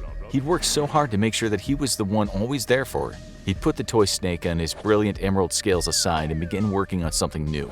A gift. Something to prove to Amelia that he was sorry. Something so wonderful, so delightful that she'd have to see that he was the only person she could truly depend on. The small music box quickly took shape in his hands, elegantly and exquisitely designed as always, but different too. Even the most casual observer could quickly tell that this was truly shaping up to be one of Jason's finest pieces yet. He worked diligently day and night on the box and its many delicate gears and moving parts, pouring his very heart and soul into the labor. But the box would hold a surprise inside, what would become without a doubt his finest piece to date. Even more astonishing than the music box itself. A gift within a gift, an incredibly detailed handcrafted doll resembling Jason himself. Despite its miniature size, the doll bore a striking resemblance to Jason. Each lock of hair and minor bodily detail carefully etched onto the soft wood with painstaking care. Admiring his work, Jason began to fit the doll into its resting place inside the music box. He smiled, thinking about how delighted Amelia would be upon receiving it. Surely everything would be forgotten the moment she received her wonderful gift, only to open it and discover yet another gift inside. But what if she didn't? What if she remained angry at him, or what if she didn't like it? What if his work wasn't good enough? What if she secretly thought Jason wasn't very talented at all? What if she threw the box on the ground in disgust, dashing it to pieces? Jason pushed the black cloud of thoughts away. No, of course she'd like it. She'd always liked his work. Everyone did. Amelia isn't interested in your friendship anymore, Jason. The words hit him like a sack of bricks. Amelia's mother stood on the doorstep to their small, modest home. Through the slightly open door behind her, Jason could see Amelia on the inside, tears in her eyes. Can I just talk to her, please? I made her a present. Her mother had never cared for Jason. She remembered the canary incident. It had been a gift from her father, a small songbird that she quickly grew to adore. Then one day, while Jason was visiting, the canary went abruptly silent. He claimed that the bird had suddenly gone limp and fell over dead. Amelia's mother always knew better but couldn't prove it. Now she barred Jason from entering her home, determined to end the parasitic grip he'd maintained on her life since they met as small children. "Amelia, I made this for you, I'm sorry." Jason held the box aloft toward Amelia through the half-open door, but she simply looked away. An icy cold hand gripped Jason's heart, and he nearly dropped the delicate music box. Was this rejection? Jason didn't remember returning to his shop, tightly clutching the music box to his chest and desperately trying to avoid weeping on the open streets. He must have forgotten to lock the door behind him as he stormed into his shop, because that's how the little girl found her way in. He hadn't meant to hurt anyone, but she'd been so demanding. She called his work flawed. She said it wasn't good enough. The sound of his name being called out broke him out of his reverie, and he hastily put the finishing touches on the now overstuffed snake. Could someone be looking for the little girl already? Could someone know what he'd done? It took him a moment to recognize Amelia's voice. Damn it, he'd forgotten he'd given her a key long ago. He rushed out of the workshop, almost running into her as she passed through the back door behind the counter customers were not normally allowed to go to. I'm sorry to bother you, I think we should talk. There's nothing to talk about. Whatever emotions Jason had been feeling, he'd stuffed and buried them. He'd done nothing but protect her, and now he regretted that she'd seen him in his moment of weakness. No, Jason, you've done things in my life that... Amelia paused, smelling the air. The strong smell of turpentine rolled off Jason in waves, but underneath, something else. Something she'd often smelled at the butcher's shop. Jason, why are you sweating so hard? Jason's shoulders slumped. There was an accident with the little girl. I'd just gotten back from trying to give you my gift and say I'm sorry, and I left the door unlocked, I guessed, and she barged in here complaining her toy was defective and demanding a replacement and saying my toys were no good and I'm not sure what happened. She fell, hit her head. Amelia's eyes slowly widened. Jason, what did you do? I didn't want to go to jail. It was an accident, Amelia, but I didn't want to go to jail. Jason, what did you do? Where is she now? Her voice was barely a whisper, as if she was afraid to even ask the question, or of the answer. I cut her up, put her in a puppet. Until people stop looking, then I'll give her a good burial. I just don't want to go to jail. It was an accident, Amelia. Jason, you have to turn yourself in. You have to explain what happened. Are you crazy? Do you have any idea what they'll do to me? I'll lose my shop. I won't be able to make toys anymore. They'll throw me in a cell to rot alone." Amelia had already begun to inch back toward the front door and away from Jason. "If you don't turn yourself in, I will." Jason laughed, a harsh, grating sound. Amelia had never seen him like this before, but strangely she wasn't surprised. It was as if some part of her had always known what he was capable of, what lay lurking just below the surface. It was the part of her that made her reach out for the nearby screwdriver. "You think you have the nerve to turn me in? You've always been weak, Amelia. You've always needed people. That's why I always protected you. Tried to make you strong, stand on your own 2 feet, and not need attention from everyone all the time. You're weak. I'm the only thing that ever made you strong." Amelia ran for the front door, but Jason reached out for her, snatching her by the hair and dragging her back. She spun on her heel and, acting purely on instinct, lashed out with the screwdriver, plunging it deep into Jason's chest. Jason froze, staggering on his feet. A growing look of disbelief blossomed on his face as he slowly stared out at the long metal tool sticking out of his chest. She had driven it deep, breaking past the rib bones and plunging it straight through his heart. Amelia stared in horror as Jason staggered a moment more and then flailed wildly as he fell, knocking over the items on the small counter to the floor. As he dropped to his knees, the music box crashed to the floor, breaking open and sending the small wooden doll with the carefully detailed likeness of Jason sliding across the floor. Amelia stared down at the doll in horror. It really did perfectly resemble Jason. It was without a doubt his finest work to date, but even more shockingly, she realized the doll was bleeding from the exact same spot in the chest she'd stabbed the real Jason. With a cruel sneer, Jason pulled the long screwdriver out of his heart, tossing it to the floor as he stood on his feet again. The wooden doll stopped bleeding, and Jason's real wound too began to close up and heal right before Amelia's shocked eyes. Amelia took a terrified step backwards as Jason stepped forward and picked up the broken music box and wooden doll, carefully putting the box back together and securely hiding the doll inside. "I told you, you have to protect yourself. You can't let anyone know your vulnerabilities, your weaknesses. You have to hide them, keep them away from people. Not unless they've proven they deserve to be that close can you let them know. Unless they've proven they love you more than anything." He held the sealed music box before Amelia. "Only when you know that you're the most important thing in the world to them can you trust. Only then. This was supposed to be a gift, the greatest gift I could ever give anyone. But now I see you're not worthy." Jason stepped toward Amelia, forcing her back toward one of the toy shelves. "But don't worry, I'll find someone who is. I'll find someone who actually cares about me and appreciates everything I do for her. Nobody will ever love a monster like you." Amelia backed up again, but was stopped by the shelf behind her. Had Jason always been carrying the bloody hacksaw that was now in his hand? Amelia couldn't remember. It's impossible to read the news now without hearing about viruses. As one pandemic runs its course, there are menacing headlines about others possibly cropping up.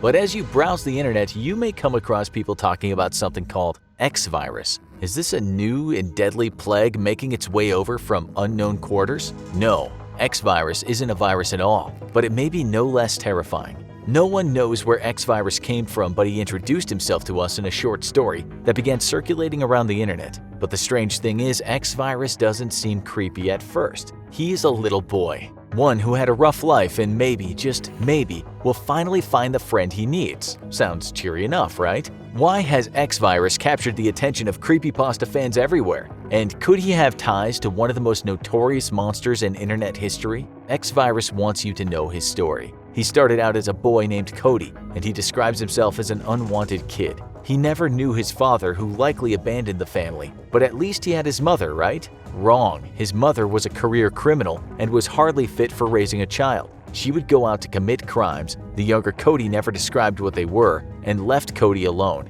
He would sit at home waiting for her to come back, sometimes days, but eventually even weeks at a time alone. Cody never had any friends, and being alone was a way of life for him, until one day there was a knock on the door. It was a social worker.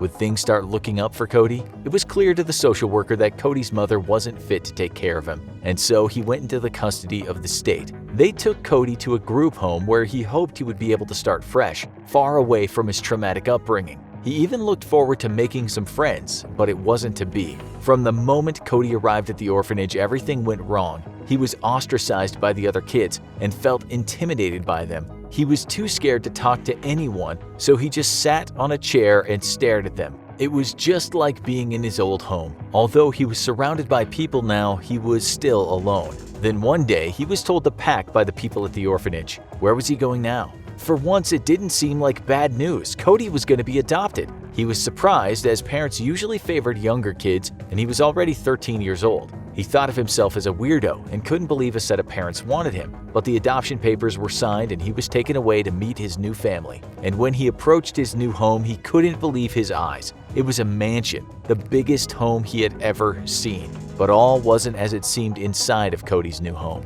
Cody was given his own room, much nicer than one he'd ever had, but once more was living all alone. Then one day he was introduced to the man who adopted him. He was a scientist, the head of a major laboratory specializing in microbiology. He studied the behavior of dangerous viruses, and his job kept him very busy. He wouldn't be spending much time at home, and Cody immediately worried that he would be just left alone like he'd been with his mother. Cody would do anything to keep that from happening again, so he tried to win his new father's favor. He expressed interest in the scientist's work and volunteered to help him with the work in the lab. Soon, Cody's adoptive father began opening up to him, explaining to the curious boy what his work was about and how dangerous a virus could be. Cody was about to find out firsthand. Cody had a chance at a normal life, going to school with other kids, but his social troubles continued. He never fit in and preferred to spend his time in the adopted father's lab. He started keeping a work journal where he kept his personal sketches and formulas. The years went on, and by the time Cody was 17, he was an expert in viruses. But his father kept a close eye on him and never let him experiment on his own, only allowing him to assist in planned tests. But Cody was getting more and more curious. He decided it was time to start his own experiments. Cody had designed his own custom viruses and compounds, and he wanted to know what they would do when injected into a living being. So he started gathering test subjects, mostly rats and other small animals. He would inject them and they would die soon after, confirming how dangerous the viruses he used were. But it was how they died that intrigued Cody the most. In the moment before death, they would let out a horrible high-pitched noise, almost like their lungs were about to explode. Cody wondered what caused this. He wondered what noise a human would make if it happened to them. Cody started thinking about how he could find out. He didn't have any friends at school. When he talked to the kids about his work with viruses, they were disturbed and stopped talking to him. He knew he would have to act alone, so Cody waited until his father was away. He took a lethal virus and filled up a syringe with it. He was going hunting, but he knew he couldn't let himself be seen. He needed to disguise himself. And so Cody disappeared, and something new and terrible was born. He dressed in a black jacket and jeans and took his old baseball bat out of the basement. Finding a jar with rusty nails in it, he nailed them into the bat, turning it into a deadly weapon. Finally, he put on an old gas mask and a pair of protective goggles. He was ready to kill and went to a neighborhood very different from his own. It was full of old, run-down houses, very much like the one he grew up in. He wasn't looking for anyone in particular. Any old house would do as long as there was someone alive inside. He kicked down the door and the horror was about to begin. Cody swung like a professional, targeting people one by one in his murder spree. They weren't expecting an attack, and no one in the house stood a chance. Finally, there was only one left, a middle-aged man who Cody tied up. As soon as the man was trapped, Cody injected him with the virus and watched, waiting for his darkest questions to be answered. First, the man stayed still, terrified. Then he started groaning louder and louder. He sounded like an animal as he moaned, the life leaving him, until he fell on the floor dead. Cody had his answer, and he knew he couldn't stop now. But he'd been discovered. Cody's adopted father was waiting for him, angry that his son had snuck out. But Cody wasn't worried. His father was a scientist just like him. He would understand, right? Cody opened up to his father, explaining about his experiments and how he had finally lived his dream of snuffing out a human life. He was excited. Maybe he and his father would work together on more experiments like this. But his father was horrified. He couldn't believe what his son had become, and he looked at Cody with the same look of disgust Cody had seen from his classmates so many times. He knew what he had to do. Call the police. It was the last move he would ever make. Cody leaped up and smashed his father's head with a deadly bat, killing him quickly. He took his father's ID badge for the lab and ran. He knew what he was looking for, supplies that could help him live his passion. He took as many samples of deadly viruses as he could, along with enough syringes to hold them all. He knew he had to run, but the lure of that dingy old neighborhood was calling him. He wanted to test out his new wares on some unexpected victims. One by one, he paid a visit to different homes and watched as people died horribly. The police would have heard about this by now, and Cody knew he had to hide. He went into the woods where he thought he'd be alone, but he wasn't. He wasn't even the only strange boy in these woods. Then, one day a figure approached him wearing orange glasses and what looked like a muzzle. While Cody carried a bat with nails, this new boy carried a pair of axes. They viewed each other cautiously, but eventually the new boy approached Cody. He told Cody he didn't need to fear him and introduced himself as Toby. As Toby asked him his name, Cody knew he had found a friend, even a blood brother for the first time. And he also knew that it was time for a new name that reflected what he had become: X-Virus. Who is Toby? And are there 2 serial killer kids out there tormenting people with axes, spiked bats, and deadly viruses? Well, we hope not. But as for who X-Virus's new friend is, that's a complicated question in itself. X-Virus isn't just a creepypasta, he's part of a crossover. Toby, or Tiki Toby as he's better known, is one of the more famous creepypastas himself. Another boy with a dark past who had dealt with abusive parents and trauma from a car crash, he eventually became a killer himself. He was presumed dead in a fire, but the truth was more complicated because Toby had become a proxy killer for one of the most notorious internet monsters of all time, Slender Man. A gangly, white-skinned monster wearing a black suit, he's notorious for stalking and abducting people and has appeared in hundreds of works of fiction. He even had a video game and a movie based around him. But he's all fiction, right? Well, that depends on how you look at it. Slender Man is so popular that while the original creature may have been a work of fiction by something awful forum user Eric Knudsen, he's taken on a life of his own. Photoshopped pictures tie him to real-life abduction. The mythology is spread to unaware teenagers, and real crimes have occurred because of his legend. In Wisconsin, 2 preteen girls attempted to murder their friend as a sacrifice to Slender Man. The victim, Peyton Lettner, survived, and both her attackers were sent to mental institutions. Unlike most creepypastas, Slender Man almost had a body count. The would-be killers were just children, just like X-Virus and Tiki Toby. But where did X-Virus come from? That's a complicated question. Like many creepypastas, there's no obvious source, and most people read X-Virus's manifesto when it was reposted on the internet by random people. The original story can be traced to Spanish-speaking artist Mama Porcupine, who initially posted it on her Twitter and drew fan art of X-Virus and Tiki Toby on DeviantArt. But the characters have taken on a life of their own, with hundreds of stories about them written by other creators and posted around the internet. X-Virus may have originated as just a random scary story, but he spread regardless of the creator's plans, just like a virus. A young man sits in his bedroom late at night, his glum face illuminated by the light of a computer screen. Man, he feels bored. He's sick and tired of scrolling through social media posts that detail his friends' allegedly perfect lives. He's done with politics and left and right and everything that's wrong in the real world. He wants to escape, and then he finds it, a video written, designed, and produced by the Infographic Show. It's a list of the scariest creepypastas on the internet. What will this young man learn as he's listening to this gripping list of well-told lies? He'll learn that there are some utterly frightening and disturbing stories out there, tales that lie like bloodied, broken car wrecks on the information superhighway. Number 10. Jeff the Killer. Okay, so some of you creepypasta fans will be thinking, come on, Jeff the Killer deserves to be higher than number 10. Well, we do think it's good. It's deranged. It's creepy enough for sure. But we also think there are better stories out there. The rest of you will be thinking, who the hell's Jeff the Killer? Good question. Let us explain. Jeff the Killer is a kid with an annoying mom who's likely got a bad case of narcissistic personality disorder. Jeff has his own mental problems too, and it doesn't take very long for the story to show them off. He has a fight, and you might say that Jeff goes a bit overboard with the violence thing. He protects his brother from receiving a good old-fashioned beatdown from some kids who live on the street Jeff's family just moved onto. Jeff is evidently a bit messed up from his mom and pop, and he doesn't seem to have embraced the family move. On top of that, he keeps having these small trance-like psychosexual episodes described simply as a weird feeling. He beats up those kids on the block while waiting at a bus stop. He does this with aplomb, easily taking out a stereotypically cool kid, fat kid, and thin kid, and nerdy kid. Young Jeff breaks their bones and uses a knife he's taken off one of the kids, all in a morning's work in this white picket fence neighborhood. Jeff's brother takes the blame for the vicious beating. He gets carted off to prison, and the family deals with it so well they're at a party not long after. His mom is so unaffected by losing a son to prison she almost seems perverse. She waltzes into Jeff's bedroom one day and announces to him that it's party time. That said party is full of overbearing, to Jeff, alcoholic parents. Jeff retreats to the garden, but doesn't find much solace in there since it's full of small kids, one with a speech impediment. Believe it or not, the gang that Jeff single-handedly broke to pieces shows up in the garden. What ensues is an end of Once Upon a Time in Hollywood-style beatdown in which Jeff yet again proves that he's good with his hands. Guns are pulled. Yeah, those little school kids are armed and ready to shoot. Parents scream and prove to be eternally ineffective.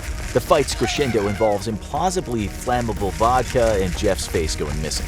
The best part of the story is when Jeff pulls off the bandages and finds his face is like shiny white leather and he no longer has eyelids. And then the story says, "Jeff," said Louis' brother, "it's not that bad." "Not that bad," said Jeff. "It's perfect." Naturally, he lets out a mad laugh at that point. Fast forward to the next chance Jeff gets to make use of a kitchen knife and the scene in the family bathroom. Jeff's mom walks in on him and she sees her son has carved a Glasgow smile into his face. He goes on a stabbing spree which ends with his brother. Sticking the blade into him, Jeff says his tagline, "Go to sleep." That's pretty much what he'll say to you just before he sticks the cold metal into your chest. Do stories get any better than that? Yeah, they get a lot better. Number 9. The Rake. So, Jeff the Killer was a simple feel-good story about a boy growing up and feeling frustrated. The Rake, however, is out of this world, akin to something you might see in the SCP Foundation. What's the Rake? Well, it's a kind of monster. A monster that's occasionally spotted and either causes a person to spoil their underwear or do quite the opposite. The other reaction is closer to how a person might greet a puppy dog. Documents that refer to this monstrous being date back to the 12th century. This is one document from 1880 translated from Spanish. "I have experienced the greatest terror. I see his eyes when I close mine. They are hollow, black.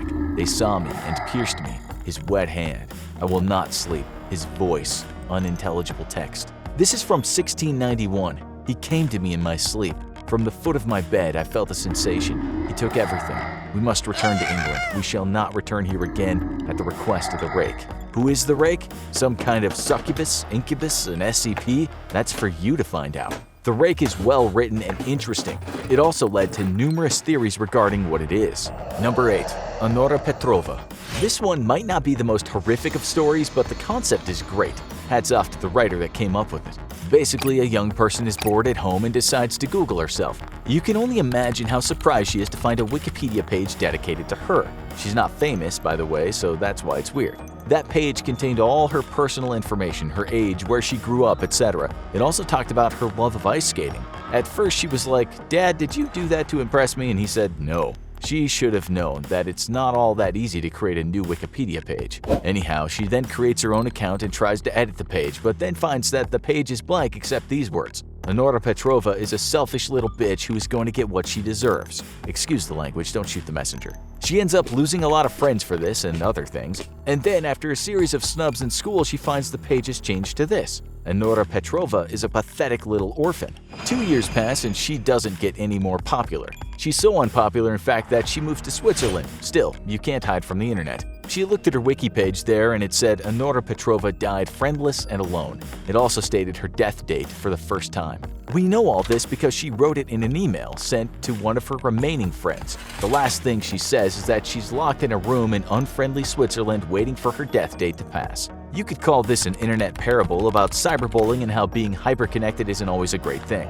Number 7. No End House. Who doesn't love a good haunted house story? This one we think is the best on the Creepypasta wiki. Basically, a heroin junkie convinces his buddy to try and win $500 by agreeing to walk every level of a haunted house. Okay, we know that sounds a lot like the very real McCamey Manor in the US, but people don't really get hurt here. Not a lot of people anyway. What happens next is part psychological horror, likely written by someone who likes to smoke a lot of weed, and part McCamey Manor style horror. It all gets very weird from there, with the rooms of the house sounding like the days of Sodom from the Marquis de Sade's seminal book on torture. Yes, sadistic, that word comes from the author's name. Suffice to say the last room is the worst. We won't spoil it for you. Number 6. Robert the Doll. There's actually a doll called Robert. It's real. This story is not entirely fiction. Robert the Doll is a sailor with an ugly head that looks a bit like a potato. The story revolves around a kid who was named Robert Eugene Otto. He receives the doll as a child and he names it after himself. He loved Robert the Doll, but it seems that the doll wasn't all that keen on his owner. After a while, he started playing tricks on the kid. Sometimes his parents would hear two voices when Robert was in the room with the doll. Sometimes he'd scream in the night only for his parents to go into his room and find a sleeping child near his doll. All the furniture in the room would be overturned. This kind of thing went on for a while, and although Robert's parents didn't believe in sentient straw dolls, Robert the Doll was retired to the loft. Better safe than sorry. But then Robert grew up and he inherited the house. We won't tell you what happened to Robert and his wife after the doll was introduced again to the lower floors, but we'll say that things went a little crazy. We like this one because the house and the doll are real. You can go visit them today. Number 5. Doors. In this story, we learn right away that the narrator is adopted. He talks about his adopted family, the loving mother, the strict but decent father, a sister who he's protective of. In the first part of the story, everything seems pretty much normal apart from a few family quirks. It then goes into hyperdrive and a lot of blood is spilled at the hands of a madman. We really can't tell you much more, otherwise we'd spoil the shock ending. That's why we like this story. We just didn't expect this particular ending. Number 4. The Bad Dream. Some stories on the Creepypasta are what you might call short and sweet. So much so that this one is over before you can picture what something would look like wearing your mother's skin. You'll know what we're talking about once you read it, but don't go yet. We've saved the best until last. Number 3. Psychosis. What could be scarier than losing your mind? Have you ever been paranoid before? Have you ever thought everyone was out to get you? Maybe they are, maybe they aren't. It's not the knowing that's scary. Just because you're paranoid, it doesn't mean they're not after you. And that's how this tale goes. It's about a young man that lives alone and is afraid to go out in the outside world. He has contact with people, but not so often, and only in the form of electronic communications. His isolation begins to bother him. The phone rings and it's a wrong number, but is it? Outside, it's dark and gray and foreboding, which kind of mirrors what it's like inside his head. He tries to go outside, but never seems to make it any further than the hallway. Whenever he looks through the window, all he sees are dark clouds and rain. The tension keeps building, making the story one of the best creepypasta noir tales. We won't spoil it for you, but what we will tell you is that this man's diary starts to sound very, very weird. Number 2. Slender Man. This faceless ghoul is known as the Slender Man, and it hunts the young folks that are obsessed with it. It has long arms and is seen wearing a smart suit. And if you get too near this thing, what'll likely happen is you'll end up looking like someone has jammed pencils in your ears and thrown boiling water over you. Be careful, because one day you might see it slip by the window looking like a shadow, but with the strength to kill. The story literally came to life in 2014 when two 12-year-old girls from Wisconsin were playing hide-and-seek with a third girl. They lured the girl into a wood, whereupon they stabbed her 19 times. She survived, but only just. Just before the attack, one of the girls said to the victim, "Don't be afraid, I'm only a little kitty cat." They then proceeded to stab her in the arms, legs, stomach, liver, and pancreas. The victim shouted out through the pain, "I hate you, I trusted you." When the cops interviewed the girls and asked why they'd done such a thing, they both said they did it for the Slender Man. It was kind of a blood sacrifice, something to appease the monster. They believed that if they killed the girl, they would be protected by it and would be able to live with it as servants in the forest. That didn't happen. Instead, they were charged with attempted murder in the first degree and sent to a juvenile detention facility. That's a testament to the hold this story has on some people, and that's why it's number 2. Number 1. The Russian Sleep Experiment. But our favorite creepypasta story is the Russian Sleep Experiment. Like many stories on the wiki, it's easy to believe that it's true. It isn't, but it's convincing enough. As the story goes, the Soviets were covertly experimenting on people back in the 1940s. That's believable because, hey, which superpower back then wasn't doing terrible things in the name of science and war?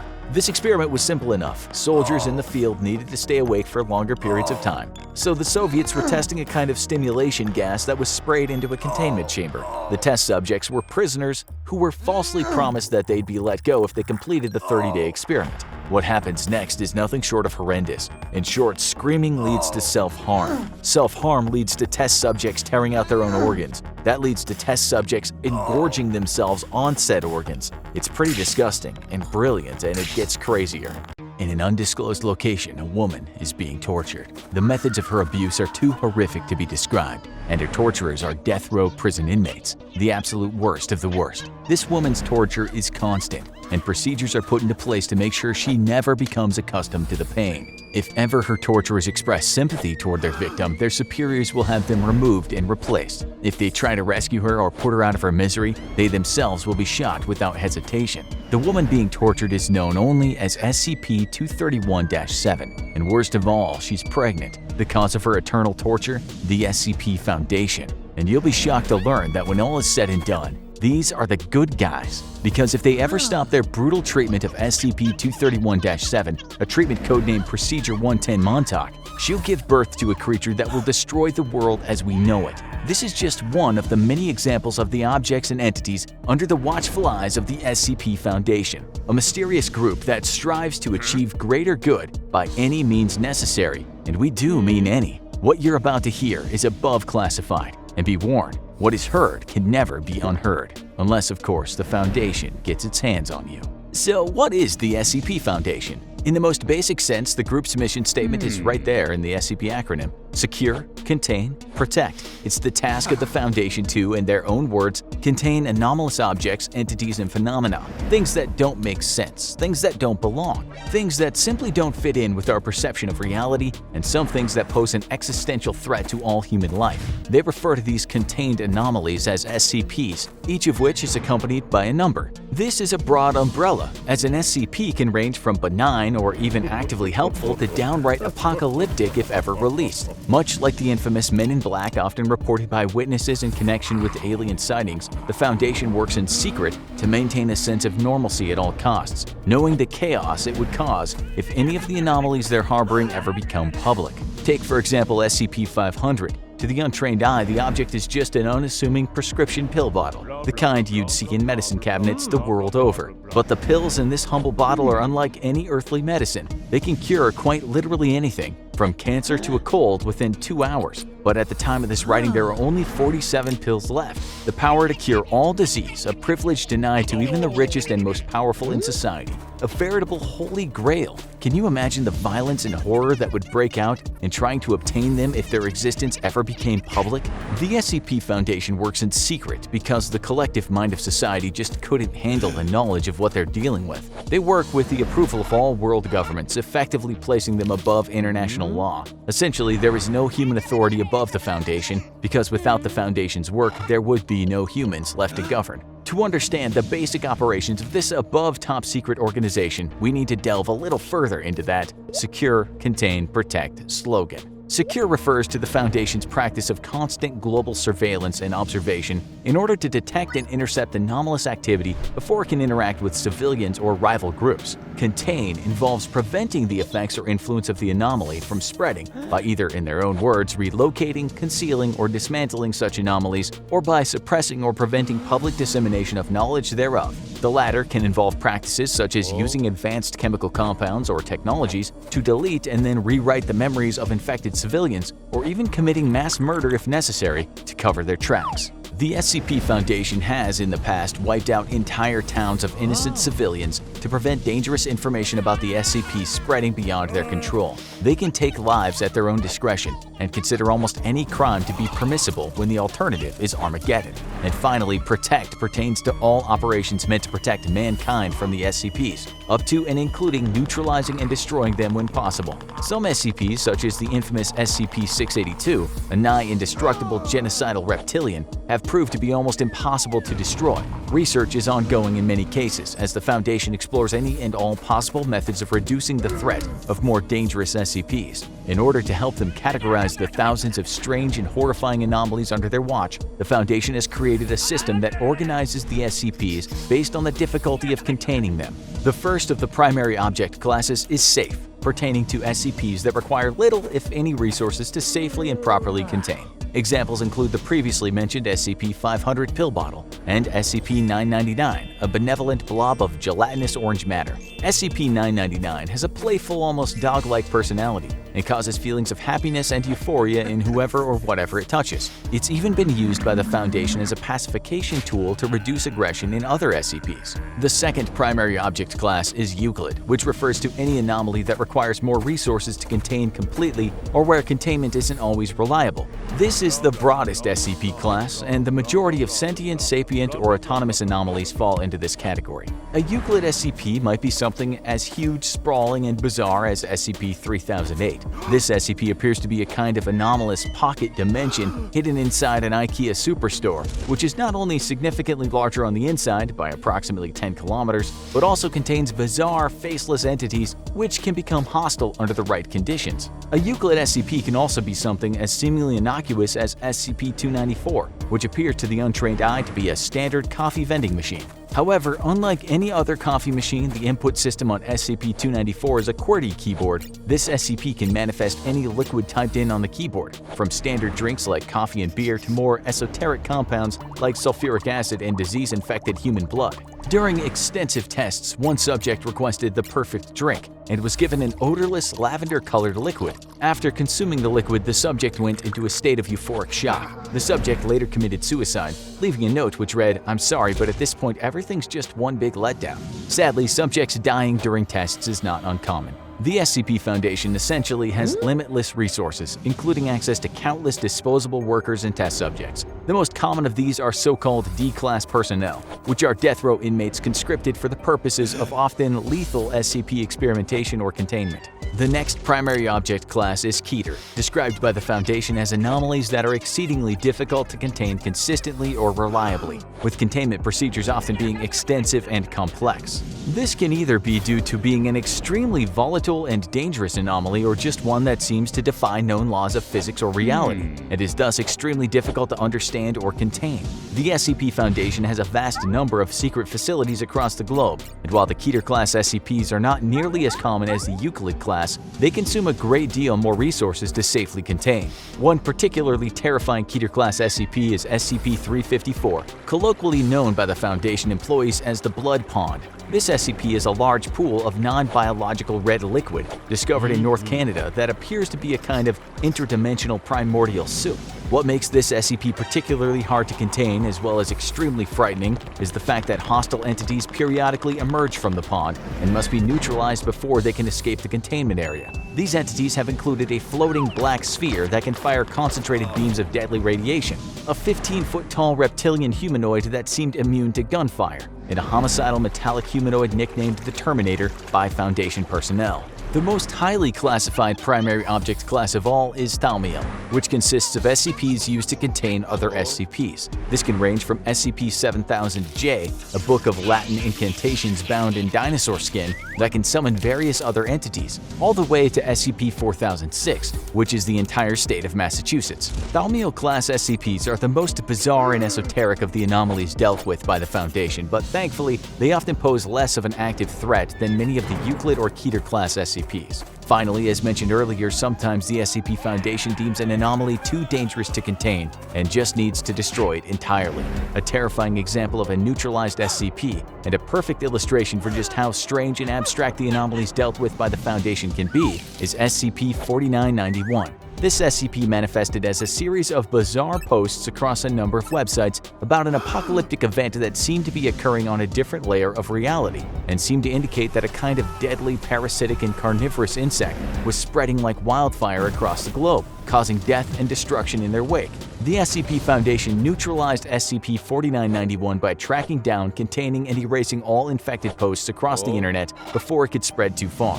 Who knows what would have happened if the Foundation hadn't intervened? As is often the case with SCPs, it's probably best just not to think about it. The actual structure of the SCP Foundation is surprisingly transparent, with personnel classification levels ranging from Class A to Class E. Class A personnel are considered vital to the strategic operations of the Foundation, and therefore are not allowed to be in direct contact in any way with any of the SCPs due to potential risks. Class B personnel are vital to local Foundation operations on SCP test sites, and are only permitted to be in contact with SCPs deemed to be relatively safe. Class C personnel are field agents that have far more direct contact with the SCPs and often put themselves at great risk in doing so.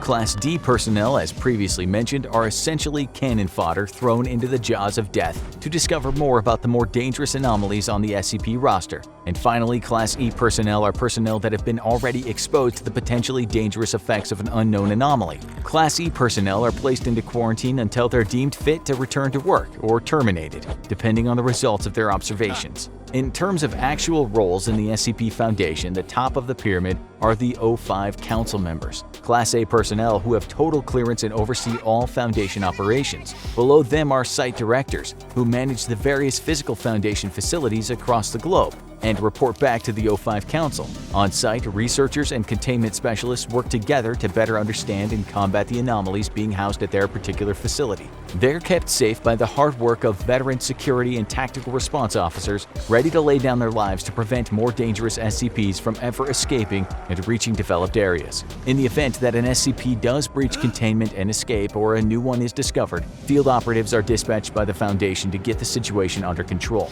These will consist of field agents who already operate across the globe, and specialized mobile task force operatives. The SCP Foundation has eyes and ears everywhere. Their organization is influential and is embedded in every facet of society, ready to strike and suppress an emerging anomaly before any ripples of its existence can reach the wider world. Even here, we've only really scratched the surface of the SCP Foundation's extensive and frankly mind-boggling global and historical operations. There's plenty of information about the Foundation online, many of which people assume is pure fiction, but wouldn't that be the perfect cover for a real secret organization wanting to cover its tracks? As the quote says, the greatest trick the devil ever pulled was convincing the world he doesn't exist. Ultimately, the SCP Foundation is on the side of mankind, but that doesn't mean it'll always act in our best interests. After all, if it means preserving the peace and getting another anomaly under wraps, the Foundation won't hesitate to terminate you and everyone you know without a second thought. Whether you'd want to face off against the Foundation itself or one of the anomalies they wish to contain is ultimately up to you, but trust us, neither would end well for you.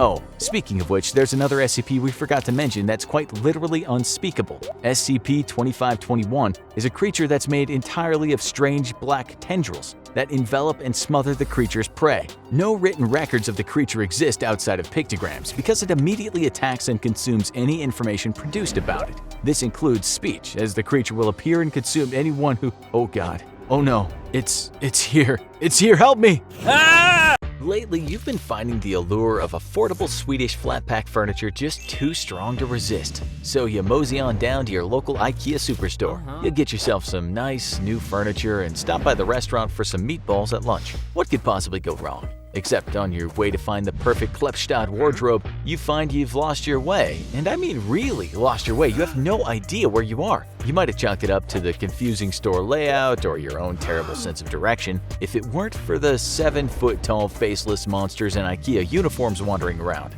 That's because you're not just trapped in any old Ikea, you're trapped in SCP-3008. The Infinite Ikea. What started as a battle to not spend too much money on shelving units has become a battle for your life and freedom. But don't worry, with our help, we can make sure your final resting place isn't an Ikea Tomrefjord bed.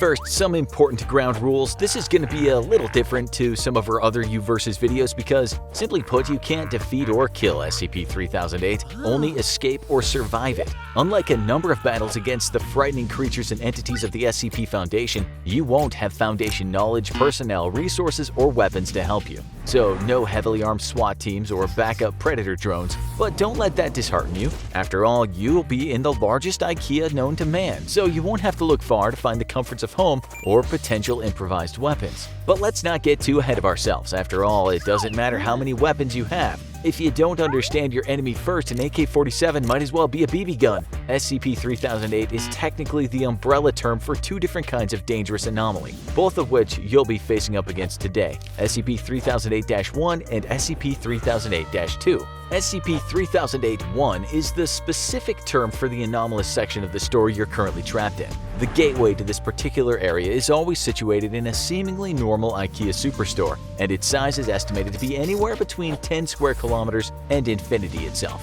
Thankfully, escape from this area isn't unprecedented, as the SCP Foundation has recorded at least 14 successful escapes since they first brought the area into containment. We won't crush your spirits by telling you how small the portion of the overall amount trapped inside that is, but it's comforting to know that at least you have an above 0% chance of getting out of this situation alive. But the things that'll make it a lot harder are SCP-3008-2. Dangerous humanoid entities known to the prisoners of SCP-3008-1 as the Staff. And while the thought of Ikea staff probably brings to mind smiling, helpful people in yellow shirts and blue pants, that thought couldn't be more wrong here. Well, apart from the yellow shirts and blue pants, these things still have those. The first thing you'll likely notice about the staff inside of SCP-3008 is their freakish proportions. They're described as either being too tall or too short, so you'll have to be on the lookout above and below. The staff also tend to have long, powerful limbs with large hands that allow them to grab prey, such as yourself, at an impressive distance. They also seem to lack any kind of facial features, blood, bones, or internal organs. It seems less obvious than some of the other advantages possessed by the staff, like their strength or numerical superiority, but the first thing they have on you is psychological. As a normal and at least somewhat sane human being, seeing monsters without faces running around is likely going to be a shock to you. Even more than that, considering you're lost and disoriented, nobody could blame you for being afraid of the staff either.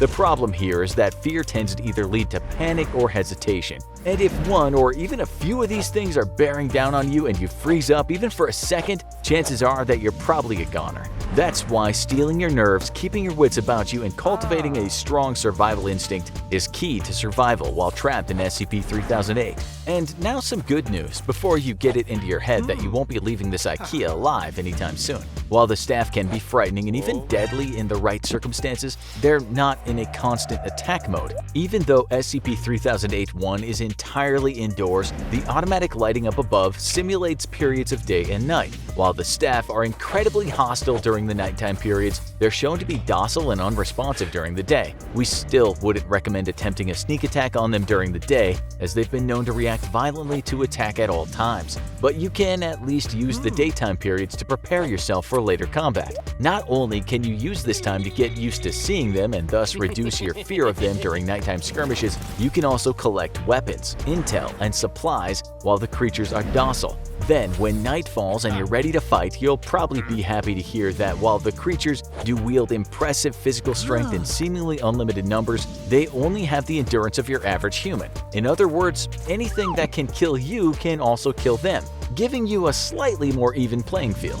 This brings us to the fun part: weapons. Luckily for you, seeing as you're in a potentially limitless version of one of your largest home retailers in the world, you have plenty of options for arming yourself. While grabbing enough large heavy objects to turn yourself into a Swedish flat-pack Conan the Barbarian might seem like a good idea, we personally recommend keeping it a little simpler. Having a light loadout allows for speedy movement and maneuverability, so what could be better than the blades of an Ikea 365 Plus 3-piece kitchen knife set and a sturdy claw hammer from the 17-piece Fix-A toolkit? While trying to avoid the staff at night is probably your best option, if one of them does somehow end up getting all up close and personal, it likely won't survive getting a kitchen knife rammed through its faceless skull. Thankfully, you at least have the element of stealth on your side, as the staff constantly repeat the phrase, "The store is now closed, please exit the building," while in attack mode. Even if you don't have a chance to run and hide, that'll at least give you a window to warm up your hammering arm. Of course, while being able to go toe-to-toe with the staff is definitely an essential skill if you want to survive your SCP-3008 experience, you can't afford to stop there.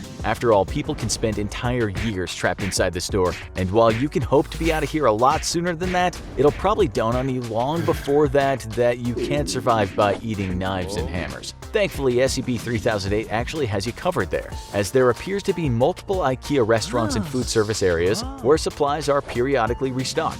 This is where you'll need to restock if you don't want to starve before you even get a chance to escape. But you might think, can I really rely on this? After all, with the place as easy to get lost in as SCP-3008, might it be whole days between finding adequate food supplies? And good, that's the kind of practical thinking that'll get you out of here alive. Thankfully, you can take some extra food with you each time with the help of an Ikea Shilvaska cooling bag and some Ikea Shilklamp cold packs. This will give you some rations to keep with you during your travels and escape attempts, and it'll also give you some valuables to exchange and trade. That's right, because as luck would have it, you're far from the only one stuck in this weird Swedish mess. There are actually so many people trapped in SCP-3008 that they've essentially been able to construct an entire new civilization inside the store. Whole townships and settlements have been built and fortified entirely with Ikea furniture, full of thriving little populations doing what they can to get by in this strange new world. If you're thinking, I don't have time to make friends, I want to get out of here as soon as possible, you might as well hand yourself over to the staff now and get your mauling over with. As the old truism goes, there's safety in numbers, and even the luckiest people to escape SCP-3008 have at the very least spent a few weeks inside. In that time, unless you want to go insane or die from exhaustion, you're gonna need to sleep. If you try the lone wolf method and sleep on one of the display beds out in the open, you're extremely vulnerable to attacks from the staff while you sleep. But if you manage to get yourself into one of the human settlements inside SCP-3008 and start making some friends, you'll have the benefit of cover while you rest and sleep, so long as you're willing to help return the favor from time to time. People holed up in these fortified settlements have observed that at least a few nights each week the staff are likely likely to swarm and attack said settlements in large numbers. When that happens, if you want to survive, you're gonna need to help your human allies hold the line against the oncoming horde of faceless monsters by any means necessary. And after each battle, you'll need to help your new friends haul the staff corpses to elsewhere in the store. Detecting even part of one of their own in your settlement's proximity can cause them to frenzy and launch even more brutal attacks, which, as someone who wants to survive this whole thing, you really don't want. With all these other issues, from food and social interaction and rest to successfully fighting off the staff squared away, it's time to move on to the main event: actually escaping the place. As we stated before, while it isn't easy, it can be done. You just need to be both persistent and tactical about it. First of all, it's best to communicate with some of your fellow humans trapped inside SCP-3008 to see if any of them can recall any memorable details about when they first entered the anomalous zone.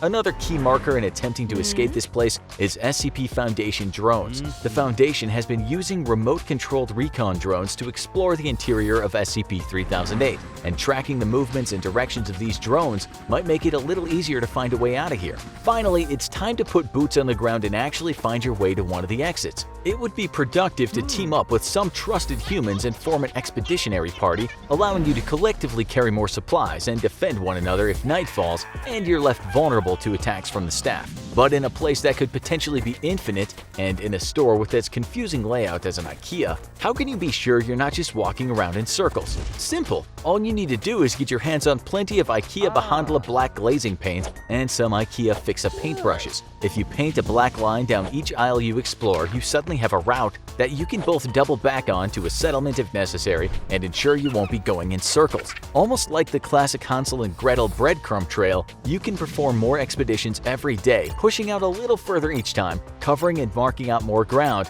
and if you follow the rest of the instructions here, you'll stay well-fed, well-rested, and survive the staff, maybe even make some friends, but most importantly, you'll have a much higher chance of finally escaping this flat pack nightmare. When that eventually does happen, you and your party will likely be greeted, detained, and debriefed by some SCP Foundation field operatives. Once you've delivered all relevant information over to them, you'll be given SCP Foundation amnestics and be made to forget the whole thing ever happened. The Foundation will transport you back to your underfurnished room safe and sound, with nothing but a lingering thought that it might just be better to do all your furniture shopping online in the future. The SCP Foundation is an organization dedicated to protecting humanity from the supernatural, whether it's dark gods, cursed objects, or killer creatures. But today there's been a containment breach, and the fate of the entire world is at stake. To ensure you'll survive, you'll have to arm yourselves with knowledge. Thankfully, we've got you covered, with the lowdown on 10 of the scariest monsters that the Foundation has to offer. We'll start on what you might call the mild end of the spectrum, and end with pure unfiltered nightmare fuel. Beware and be ready. It's time to face your darkest fears. Number 10. SCP-169, the Leviathan. Thalassophobia, or fear of deep water, is one of the most common fears out there, which is why we're starting our countdown with SCP-169. SCP-169 is described as a massive marine arthropod, so large in size that no structure on Earth is capable of containing it. It measures between 2,000 and 8,000 kilometers in length. That's almost 5,000 miles. It's so large that it was originally thought to be an archipelago of islands. While its exact location is difficult to track, it's believed to be somewhere in the southern Atlantic off the coast of South America. This SCP is also unfathomably old, having been around since at least the Precambrian era. It's currently unknown if the creature is capable of reproduction, and little is known about its feeding habits. According to researchers, it's likely that the creature is dormant, which is a terrifying prospect when you consider how much damage a creature of this enormous size could cause if it woke up. Even in its dormant state, it causes small earthquakes and tiny alterations in the Earth's rotation. So we wouldn't want to be around to find out what would happen if it started really swimming around. Worse still, since it's an arthropod, there's a chance that it would be able to breathe on land, though its size might prevent it from ever fully rising up from the depths. If you don't live near the coast, you can count yourself safe from SCP-169. However, this next one could appear anywhere, and what's worse, you could end up just like him if you aren't careful where you hang out. Number 9. SCP-3663, the Adventure of the Cardboard Box. SCP-3663 was once a boy, between the ages of 8 and 12, who, while playing in some disused sewer tunnels with a friend, made a cardboard monster costume for himself that he was then unable to remove. Over time, the costume fully fused with his body to the point that even his bones, muscles, and organs are now constructed entirely of fabric, tape, and other common craft materials. SCP-3663 teleports from place to place, seemingly at random, manifesting in any tunnels or tunnel-like structures and grabbing any nearby people, transporting them with him to the next location. When asked about the motives behind his actions, the SCP responded by saying, "The tunnel monster captures people. That's me, I'm the tunnel monster. I capture people and I take them into tunnels where I live. It's what I do. I have to do it." He then began crying, finally saying, "I don't want to play anymore."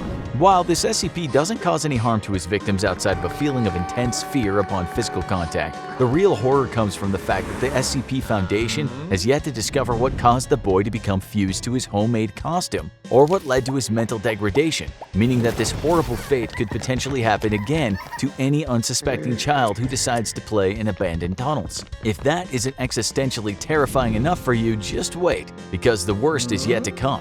The next SCP causes changes that are even deadlier and more unbelievable, and it might be in your house right now. Number 8. I am SCP-426 and I am an ordinary toaster. Confused about why I'm talking about this SCP in the first person? Well, any humans attempting to describe this anomaly are unconsciously compelled to only refer to me in the first person. There seems to be no way to avoid doing this, and the more time humans spend around me, the compulsion to refer to me in the first person evolves into a genuine belief that they themselves are also toasters. Though this might sound ridiculous at first, the effect quickly takes a turn for the deadly. I was originally discovered by the Foundation when members of the family who first owned me were found dead in their home. The wife had died from electrocution after putting her tongue into an electrical socket in an attempt to plug herself into the wall, while her mother had swallowed so much bread that her stomach ruptured. According to the Foundation, the harmful effects start to manifest after about 2 months of continuously being in my presence, and I am functionally identical to any ordinary toaster that you might find in a store. So if you were thinking of buying a toaster, maybe it'd be wise to avoid it and just use the oven. But if you think I'm scary, just wait until you hear what's next. Number 7. SCP-072, the shadow under the bed. If you've ever woken up in the middle of the night with your feet sticking over the edge of your bed, you'll be rightfully terrified of this next SCP.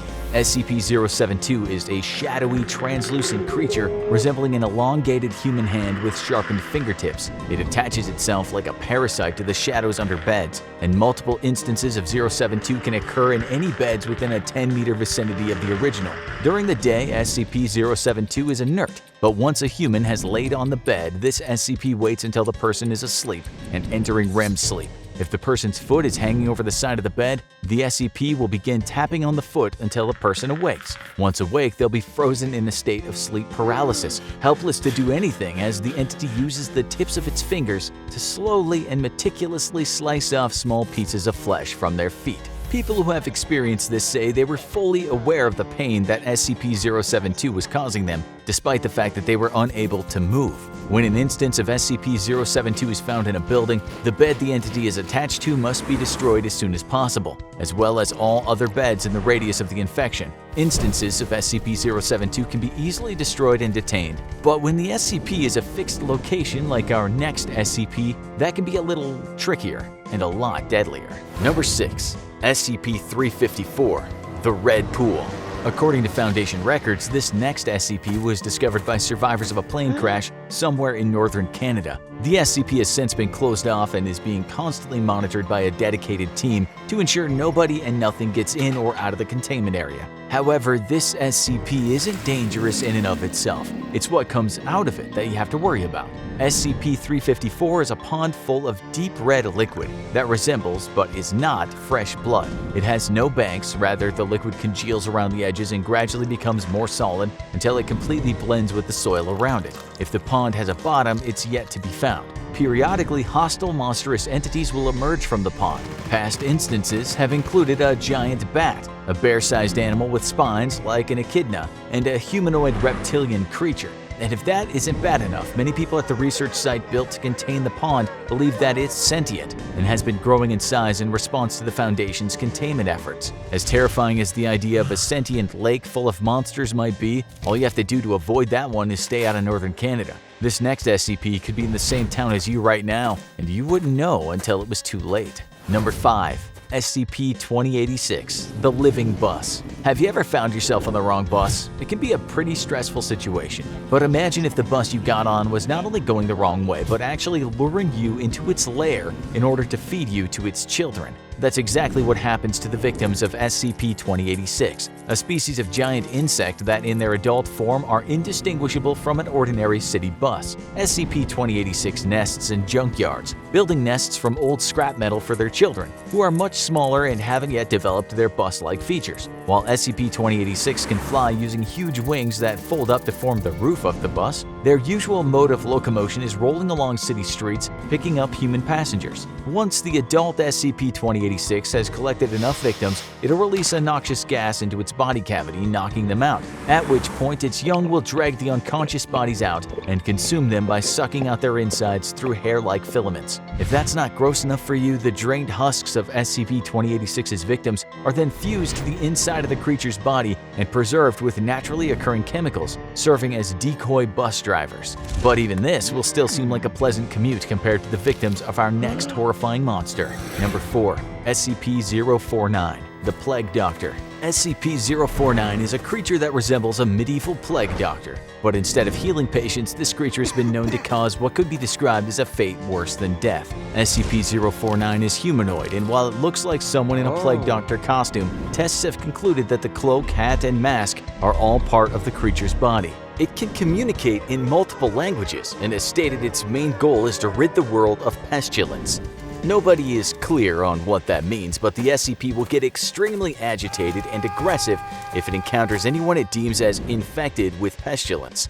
Anyone this creature touches will die immediately, and autopsies have been inconclusive on the cause of death. If after killing a person SCP-049 decides that the pestilence hasn't been cured, it will conduct a surgery using a variety of strange tools. Once this surgery is complete, the patient will often rise from the dead as a mindless zombie. At this point, SCP-049 will deem them to be cured.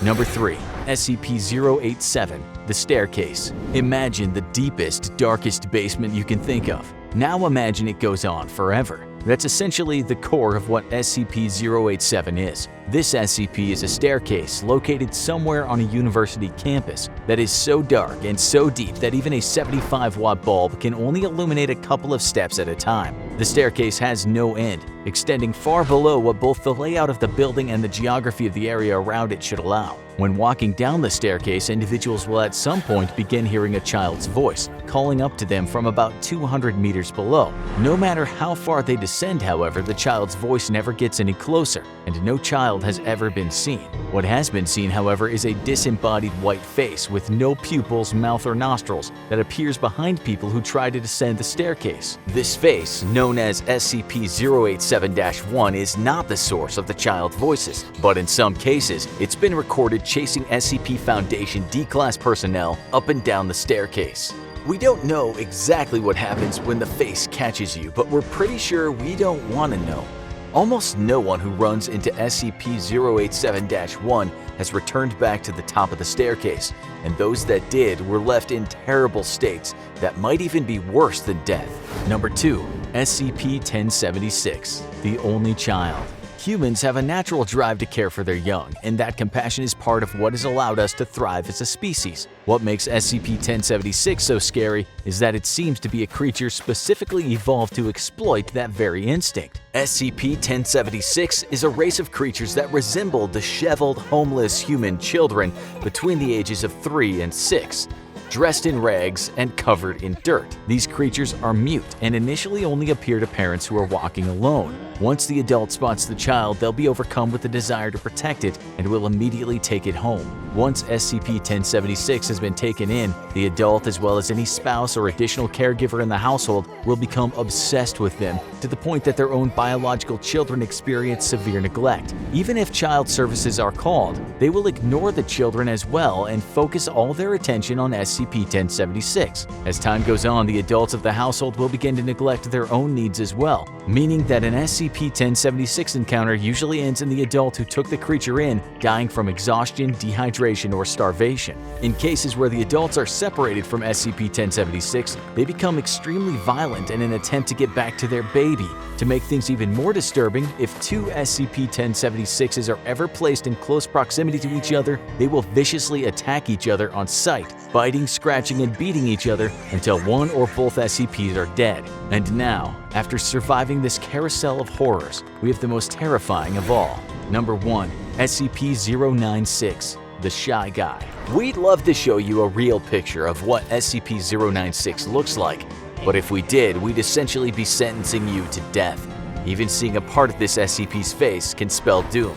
SCP-096 is a hairless humanoid entity about 7 feet in height, who behaves in an animalistic manner and shows no sign of intelligence or sapience. While usually it's docile in temperament and content to either sit or pace in its containment cell, if anyone is unlucky enough to see its face, it will go on the warpath. The SCP becomes agitated, flying into a blind rage until it's tracked down and killed whoever caught a glimpse of it. No amount of distance can save you either. The effect still works through photo and video, and no matter where you are, SCP-096 has an innate sense of your location. When it's tracking someone down, nothing can stop it. Its top speed hasn't been recorded, and it's able to run through tanks and can even continue moving when its torso has been pulverized with bullet holes. The only thing that can stop SCP-096's rampage once it starts is for it to kill anyone and everyone who's looked at its face. See, we told you it was horrifying.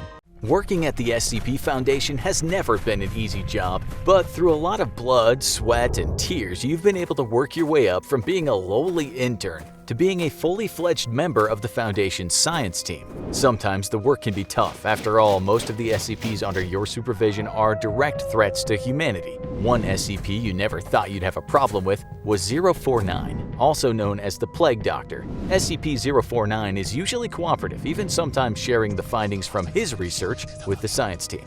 But today, he's somehow breached containment, and worse still, he seems to have a problem with you. According to 049, you've been infected with the pestilence. What does that mean? Why is that so dangerous? And what can you do to get this monstrous medieval medic to take a chill pill and go back to his cell without incident? It'll be a tricky task, but it's doable. This is you versus SCP-049, the Plague Doctor. First, let's take a look at what you're up against in a physical sense. The Plague Doctor is a humanoid entity, roughly 190 centimeters or 6 foot 4 inches tall. His imposing stature is only amplified by his appearance. As the name suggests, he appears to be dressed in the thick robes, hat, and beaked mask of a medieval plague doctor. He's usually seen carrying an old-fashioned doctor's bag that seems to contain an infinite number of surgical tools. At the time of his capture, he also wielded a large cane, similar to the kind used by plague doctors to examine patients from a distance, although this cane was eventually confiscated by Foundation personnel, as is standard procedure for any possessions of anomalies that could potentially be used as weapons.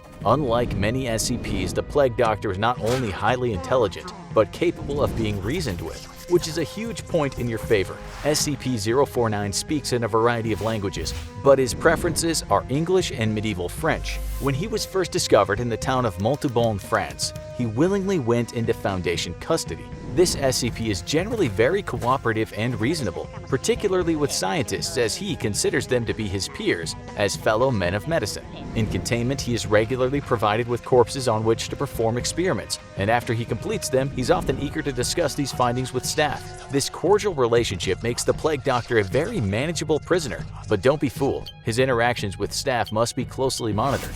Due to his high intelligence as well as naturally intimidating aura, SCP-049 can be very persuasive to anyone not mentally prepared for an encounter with him. If you aren't careful, you might end up being convinced to, say, give him a human subject for his experimentation, which is strictly forbidden by his containment guidelines. Or, as was evidently the case today, he might just be able to convince you to let your guard down and let him out of containment. So the first line of defense against this SCP is to simply not give him a chance to appeal to your ego or engage you in any kind of mind games. Someone less familiar with this SCP might think that letting him out isn't a big deal, other than being a creepy, super smart humanoid with a magic bag full of strange surgical surgical tools, he doesn't seem actively malicious. What's the harm in giving him a bit of freedom? Well, SCP-049's polite attitude has one very important exception. If he decides a person has been infected with pestilence, he'll become incredibly aggressive toward them. Now, you've worked with the Foundation for a while, so you know the basics of how SCP-049 behaves. When SCP-049 singles you out from your team, you suspect he may have seen you exhibit some kind of symptom, but you know he's generally a creature that can be appealed to with logic. When you notice SCP-049 becoming hostile in your presence, you might try and show him your vaccination records to try and prove that you aren't suffering from any sort of pestilence. However, that's unlikely to work. You see, nobody can quite figure out the criteria that 049 has for what pestilence is, and he has so far refused to explain himself in interviews with the Foundation staff. In fact, 049 gets extremely annoyed if the subject is ever brought up, calling the Foundation doctors simple-minded amateurs for not being able to intuit what the pestilence is, or what the symptoms are. So even if you're all up to date on your measles, tetanus, rabies, and hepatitis shots, and your most recent Foundation-issue COVID test came back negative, SCP-049 won't find that sufficient proof that you're pestilence-free. What does SCP-049 do to people that he decides have been infected? Well, as he does consider himself a doctor, his stated intention is to cure people, and that's good. But by curing them, we actually mean he kills them, and that's bad. SCP-049 can kill with a single touch, and Foundation personnel have yet to conclusively find out the exact cause of death in any of 049's victims. The most important rule when it comes to surviving a run-in with SCP-049 is to dress for the occasion. SCP-049 can kill anyone instantly just by touching their skin. And if that wasn't bad enough, he's also incredibly fast, able to close the distance between you and him in a matter of seconds. You're no Usain Bolt, so there's probably no way that you'll be able to outrun him. So the best way to prevent your sudden death is by wearing thick clothing that leaves as little skin exposed as possible. As a member of the science team, your lab coat and gloves should do nicely. Keeping your skin safe from unwanted toxins is, after all, what they're designed to do. Tie a scarf or something similar around your neck to protect your throat, and if possible, cover your ears and face with a beanie or ski mask. And if you aren't already wearing them, it might be wise to change into jeans, thick socks, and closed-toed shoes. It might be tricky to track all these things down without leaving the office, but trust us, it's essential to surviving an SCP-049 containment breach. His lethal touch is so potent that any exposed skin at all will put you at risk. If you can, donning a full Foundation-issue hazmat suit definitely wouldn't be an overreaction. Before killing a person that he deems infected with pestilence, SCP-049 will begin by asking typical questions that any doctor would ask a patient about their medical history. Then, with frightening speed, he descends on his victims to deliver his lethal touch. Sometimes killing the person is enough for SCP-049 to consider them cured, but other times it doesn't have the effect that he was going for. SCP-049 will show remorse for the killing, lamenting the fact that the pestilence is still present in some way in his patient, and this is the point where his treatment gets a little more complex and a lot more weird. If you thought being instantly killed with a single touch was bad, you'll really hate hearing about what happens afterward. If the person killed by 049 is decided to still have signs of pestilence, SCP-049 will produce a variety of surgical tools from the doctor's bag that he carries and begin performing surgery on the dead body. The tools used in this surgery vary from scalpels and forceps to a variety of vials and syringes full of fluids that the SCP calls the essence of the four humors. The four humors, in case you aren't aware, were a concept popular in medieval European medicine. The idea is that the body contains four fluids or humors: blood, phlegm, yellow bile, and black bile, and that an imbalance of them is what causes sickness. The idea has obviously been disproven since, but given that 049 resembles a medieval plague doctor and claims to have originated in the 15th century, it makes sense that this idea of treatment would align with medieval beliefs and theories. Once the corpse has been dissected and had its humors thoroughly equalized, a process that usually takes several days, it may then reanimate them as a mindless shambling zombie, known in the Foundation as an SCP-049-2. This doesn't always happen, but when it does, it's always bad news. Even though SCP-049 considers these reanimated people to be cured, he does admit that it isn't a perfect cure, but to us it sounds like a pretty big understatement. Indeed, instances of SCP-049-2 retain no memories or higher brain function and while they're normally docile, they can become very aggressive if provoked, or if SCP-049 directs them to attack. While 049 obviously prefers to practice his cure on human beings, most instances of 049-2 that you would encounter in the Foundation building would be animals. SCP-049 is given animal corpses to experiment on once every 2 weeks. These animals are most frequently livestock, particularly cows, but SCP-049 also has experimented on other animals, including an orangutan that he was ultimately unable to revive. Though they behave in an erratic and sometimes violent manner, 049-2 instances are, like most classic movie zombies, relatively easy to put down. There's no evidence in Foundation documents to suggest that anything more than conventional weapons is required to dispatch them. Once dispatched, the corpses should be taken to be incinerated as soon as possible. As for SCP-049 himself, while he's a terrifying and imposing figure, if you can avoid his zombified minions and deadly touch, it's surprisingly easy to get him back into containment. Sedatives have been proven to work on this SCP and are part of the standard protocols for transporting him from place to place. Getting a needle through SCP-049's thick leather-like hide may be somewhat difficult, especially under duress, so you might want to consider administering the sedative orally. SCP-049 doesn't technically require any sustenance, but he has been seen to enjoy food and believes that eating helps him keep in the right frame of mind to practice his experiments. So, if you can bribe him with a snack, you might be able to sneak the sedatives in that way. Some of SCP-049's favorite foods include salted pork, crackers, and hard cheese. So if you can figure out how to hide a pill in any of those, go right ahead and give it a try. Additionally, tests have also shown that the application of lavender has a calming effect on this SCP, much like it sometimes does on humans. Lavender contains a compound called linalool, a type of alcohol that can produce an anti-anxiety effect when inhaled. The effect of linalool is apparently heightened in the case of SCP-049 because in the SCP's dossier, lavender is the first recommended method for subduing him. Once he's been sedated or otherwise subdued, a locked collar, restraints, and a pair of armed guards are all that's needed to transport him back to containment. So if you followed all these guidelines, you'll be perfectly equipped to survive an encounter with SCP-049.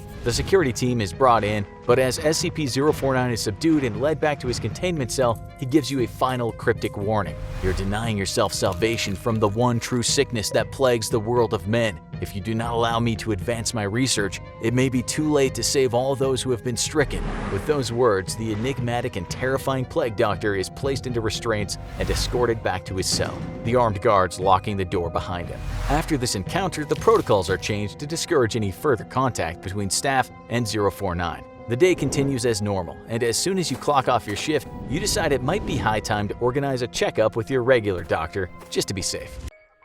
The agents looked around themselves nervously. Everything was so familiar, yet so foreign.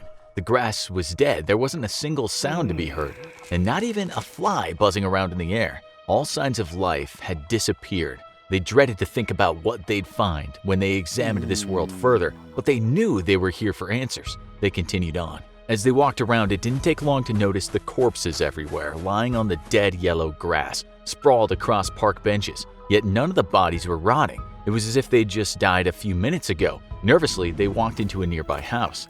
There, the corpses of an entire family were sat on chairs around their dinner table with plates in front of them like they died unexpectedly in the middle of a meal. It was the end of the world, but why and how? SCPs come in all shapes and sizes and mean different things for the world. Some want to kill, others want to be left in peace, others can coexist with the human race, but there are a few SCPs that could blow all the other SCPs out of the water by ending the world completely. Whether a Z-case scenario that changes nature and natural order, a C-case scenario that fundamentally alters reality as we know it, or an X-case scenario that destroys the universe and humanity, there are some serious threats out there, and there's little anyone can do to stop them. Everyone fears the big and scary creatures from the SCP world, but some of the most threatening SCPs look innocent enough at first. SCP-498 is literally an alarm clock, but there's a catch. The alarm is capable of killing humans and perhaps even destroying the planet. Here's how it works. Every 11 minutes, the alarm clock goes off at a sound of 30 decibels. That's the sound level of a quiet rural area. It's so quiet, most people could probably sleep through it. But every 10 seconds, the sound increases by 4 decibels. That might not sound like much, but if the alarm is allowed to continue, there's no limit to the devastation it could have. A sound of 150 decibels can burst the eardrums of humans. A sound of 200 decibels is enough to kill a person. Meanwhile, a sound as loud as 1100 decibels could destroy the world because it would create so much energy that it could create a black hole larger than the universe. With an increase of 4 decibels every 10 seconds, it would take only a few minutes to reach that point. The Foundation has attempted to destroy 498 to bring its danger to the world to an end, but so far the attempts haven't been successful. Instead, the only remaining solution is to ensure the snooze button is hit every 11 minutes until the end of time. It doesn't leave much room for error, and things haven't always gone to plan. The Foundation used to rely on a mechanical arm to automatically hit the snooze button, but one day the arm malfunctioned. Foundation personnel needed to step in and hit the button themselves until a new mechanical arm could be made. It sounds simple, but it wasn't. Unfortunately, there are some not-so-nice side effects of being around 498, such as increased alertness. One of the agents charged with guarding 498 became angry and aggressive and started arguing with the other agent in the room who was trying to reset the clock. As they argued, 498 still hadn't been reset and was beginning to make more noise. Whenever the sane agent tried to move and reset the device, the rogue agent would hit him to keep him away. After 2 minutes passed, the noise level became so high that the personnel were in pain, and the camera filming the whole thing began to vibrate from the acoustic stress. Still, the rogue Foundation member didn't want to let anyone near the alarm clock to put this all to an end. Eventually, another officer came in and managed to shoot the rogue agent and activate the emergency switch to alert the Foundation, but at this point his eardrums had ruptured and he was about to collapse. He failed to turn off the alarm. A while later, a containment team arrived to find the original good agent lying beside 498 with blood pouring out of his ears in a robotic state. He was lying barely conscious on the floor but repeatedly pressing the reset button. At some point, he'd managed to turn off 498 before it could do further damage and destroy the world. Both the officer and the agent survived the incident, but much stricter procedures were put into place for the future. After all, the world could have ended that day. So far, the SCP Foundation has successfully protected the universe by locking away 498 in a secure containment and implementing the strictest procedure. It's currently in a soundproof bunker that can cancel 95% of sound waves, but if for any reason the alarm clock can't be reset or the Foundation staff went rogue again, it would destroy the universe. Most SCPs can be contained or guarded to minimize their impact, like 498, but a few are so large that even the Foundation can't do much to hold them back. SCP-3000 is a prime example. The Foundation first discovered 3000 after strange reports from fishermen around the Indian Ocean. One day, a submarine went down to investigate with personnel on board, and they couldn't believe what they found. Deep underwater, they found an enormous eel-like creature. It must have been hundreds of kilometers long, and its head alone was unbelievably large. But the scariest part of all was its eyes illuminating the darkness. There was also a strange gray liquid surrounding 3000. The closer the submarine got to 3000, the stranger they began to feel. The doctor on board started sweating, exhibiting anxious behaviors and whimpering. Nobody could make much sense out of what the man was saying, but he repeatedly talked about seeing darkness and nothingness. As the submarine reached the eel, the doctor became totally insane, smashing his head against the submarine window until the glass smashed. The mission had to quickly return back up to the surface, but the doctor died. Nobody was sure what had happened, but it was suspected 3000 has an impact on the cognition of humans. On a later mission, 3 divers went down to find out more about 3000. Tragically, 3000 swallowed 2 of the divers and emitted more of the gray liquid. Fortunately, one of the divers managed to send a sample of the strange liquid up to the surface before also dying. It turned out that the stuff was a powerful amnestic called Y909 that causes confusion, panic, and memory alteration. The SCP Foundation have used Y909 ever since to help with other missions, but it's not the kind of substance that you want to get into the wrong hands. Nobody likes the idea of a ginormous creature that makes them go insane and will possibly eat them, but it gets worse. Although the Foundation are still uncertain of many of the details regarding 3000, some theorize that the creature could actually be asleep, explaining why it never moves from its position in the Indian Ocean. But if 3000 were to wake up one day and harness its true potential, the world would really be in trouble. A 3,000-kilometer eel unleashing its wrath on communities around the globe and emitting Y909 everywhere. That would definitely be an end-of-the-world scenario. Others think 3000, also known as Anantashisha, could be a god. Maybe Judgment Day will arrive sometime soon. Ready to hear something even weirder? Enter in SCP-3805, which may one day lead to an XK scenario that destroys the universe. 3805 is a huge embryonic entity lying deep below the Earth. In fact, what we used to believe were natural geological layers of the Earth seem to be 3805 itself. The outer crust of the Earth is actually the shell of 3805, and the outer core below is a series of tunnels made of gelatin-like substances. The inner core is the embryo. It points to the conclusion that the Earth seems to be some kind of egg, bearing a creature beneath the surface. 3805 bears an embryo and seems to be in a state of gestation. It all begs a simple question: what'll happen when it fully develops? Nobody knows, but it's unlikely to be good news. Whatever 3805 is, the Foundation knows it's sturdy and not easily destroyed. All kinds of drilling, excavation, or digging activities don't impact it. However, in some places, interfering with or provoking 3805 seems to make it spawn. In past expeditions or experiments, when personnel have drilled into 3805, it causes dark purple dust clouds filled with stars to form. As soon as the external stimulation that created the spawning stops, these dust clouds also stop, so they might be some kind of defensive mechanism. Currently, there are 2 spawns of 3805 above the ground that nobody has managed to disperse. They form their own passageways and offer entry into 3805. A few brave personnel have attempted to take expeditions to seal the tunnels to 3805, and others have accidentally stumbled across it in oil drilling or similar operations. They reported seeing dark liquid, tentacles, and the joints of a creature. While some escaped alive, others were less lucky. It seems that 3805 absorbed them. Unfortunately, it's difficult to collect much information about 3805 because of its location. The high temperatures that deep into the core of the Earth make it difficult to actually get anywhere near it. But ultimately, it seems like humanity is at the mercy of this insentient, sprawling being below the ground.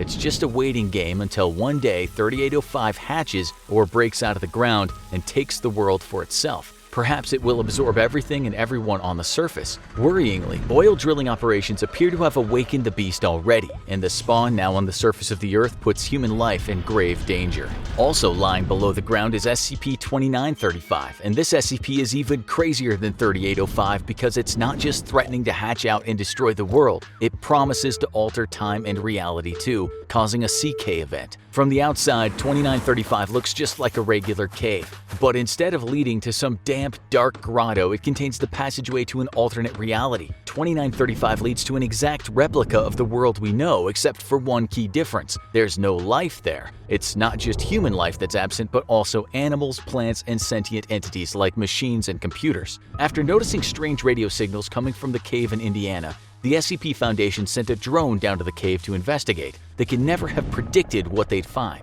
There were corpses lying all over the ground of animals and humans alike. It seemed that they died spontaneously and instantly, because the corpses were dotted around, as if the people had been going about their daily activities when they died. Mysteriously, there was a message being broadcast from the SCP Foundation in the alternate reality, saying that there had been a containment breach and communication breakdown, urging everyone to stay in their home. The Foundation sent teams to find out more and collect samples. They arrived to find the area almost exactly the same as the world on the other side of the cave, but with all life gone. Even the most dangerous SCPs from the Foundation had died. The samples they took revealed some surprising facts. Each organism had suffered 100% cell death, explaining why the corpses weren't rotting. Judging by the date on a newspaper found there, this had happened on the 20th of April 2016, or a few days before the team arrived. But what or who had killed everyone? On a later mission, even stranger things started happening. One of the personnel, Agent Keller, was exploring a Foundation site in the alternate reality when he sent out an ominous message to the rest of the team. He told them to seal the cave and detonated the building where he was, killing himself and the rest of his men. Incidentally, Keller's corpse from the alternate dimension was the only one decomposing. This is where things get complicated. It turned out that Keller had found an encrypted message written by an alternate dimension Keller who had set out on a mission to a different alternate dimension after detecting strange radio signals from the cave. But when this alternate dimension Keller returned, he found every living thing in his own dimension dead. He then killed himself. The Keller from this dimension opted to kill himself when he found out, worrying that if he returned to his own dimension, it would result in the death of every living creature there, too. The Foundation promptly sealed the cave. Although there's lots of uncertainty over how the people in the alternate world died, the Foundation suspects some creature is using radio signals to lure Foundation members down caves. If it succeeds, it could spell death and destruction in an infinite number of realities and dimensions.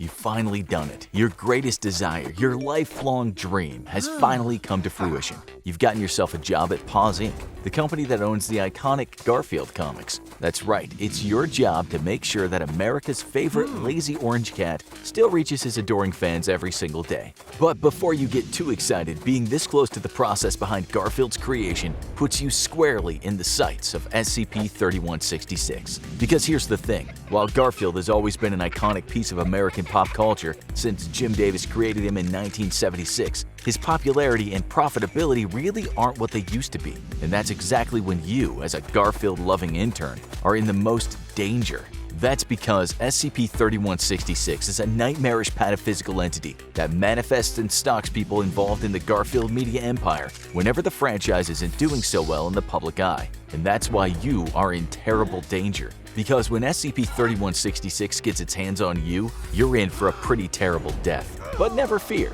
Garfield may hate Mondays, but that doesn't mean he's going to be able to ruin yours. We're here to give you the tips, tricks, and tactics to battle the lasagna cat to the death and still come out swinging. Or at least stay alive long enough for agents from the SCP Foundation to swoop in and save you.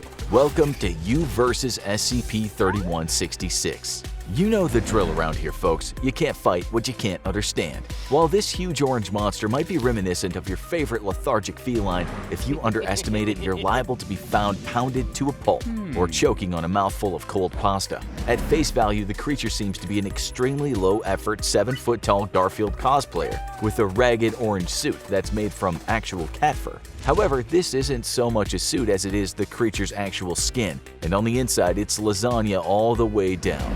The creature has no bone structure, making it basically immune to most forms of blunt force trauma. Like many of the anomalous creatures dealt with by the Foundation, SCP-3166 shouldn't logically be able to do anything that it does. You're dealing with a being here that does not follow the basic laws of biology. And to make matters more disgusting, it's been found that the meat within SCP-3166's lasagna is genetically identical to the flesh of Garfield creator Jim Davis. So, in a sense, this horrific orange abomination is a child of Mr. Davis, much like the original Garfield was his brainchild. Why is all this relevant to a combat situation involving SCP-3166? Allow us to school you in a little Combat 101.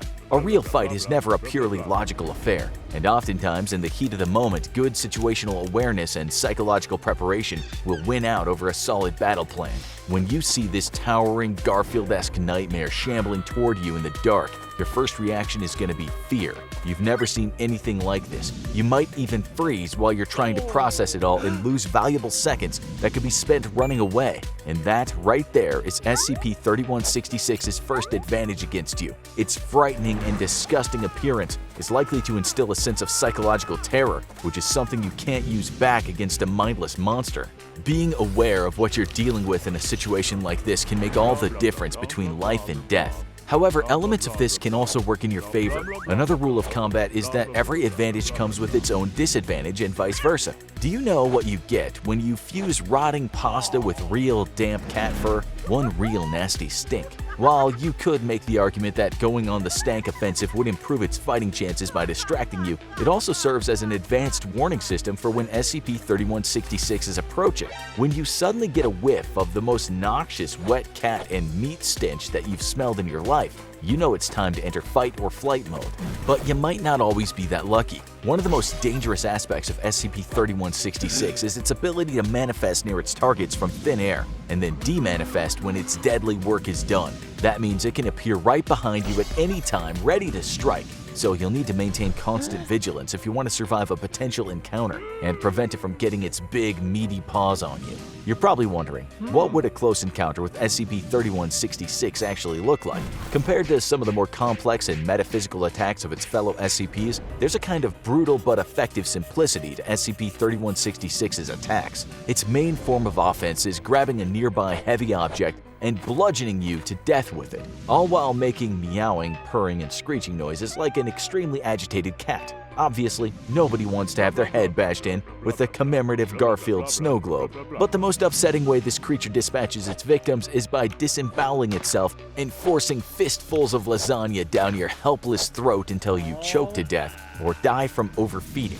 This would be a disgusting way to go even with normal lasagna, but with Jim Davis flesh lasagna, it's a special kind of torture that would make almost any other form of death seem preferable. But don't let this frighten you, because remember, being frightened is the first step to losing your edge. Just take the threat of being beaten or force-fed to death as motivation to never lose the upper hand. Now that you understand what you're up against, let's talk strategies for survival and maybe even defeating this lasagna-filled menace. The first option is the simplest: running. Booking it the second you see a grim mess of orange fur lumbering toward you might seem like the coward's way out, but it's better to be cowardly than dead. While the creature definitely has a clear size advantage on you, it comes with a drawback of lowering its speed. If you manage to spot or smell it approaching and you've been keeping up with your cardio at the gym, you can turn tail and run for it. If you manage to survive for long enough on evasive tactics alone, then maybe some SCP Foundation field agents will mobilize in time and take care of the threat for you.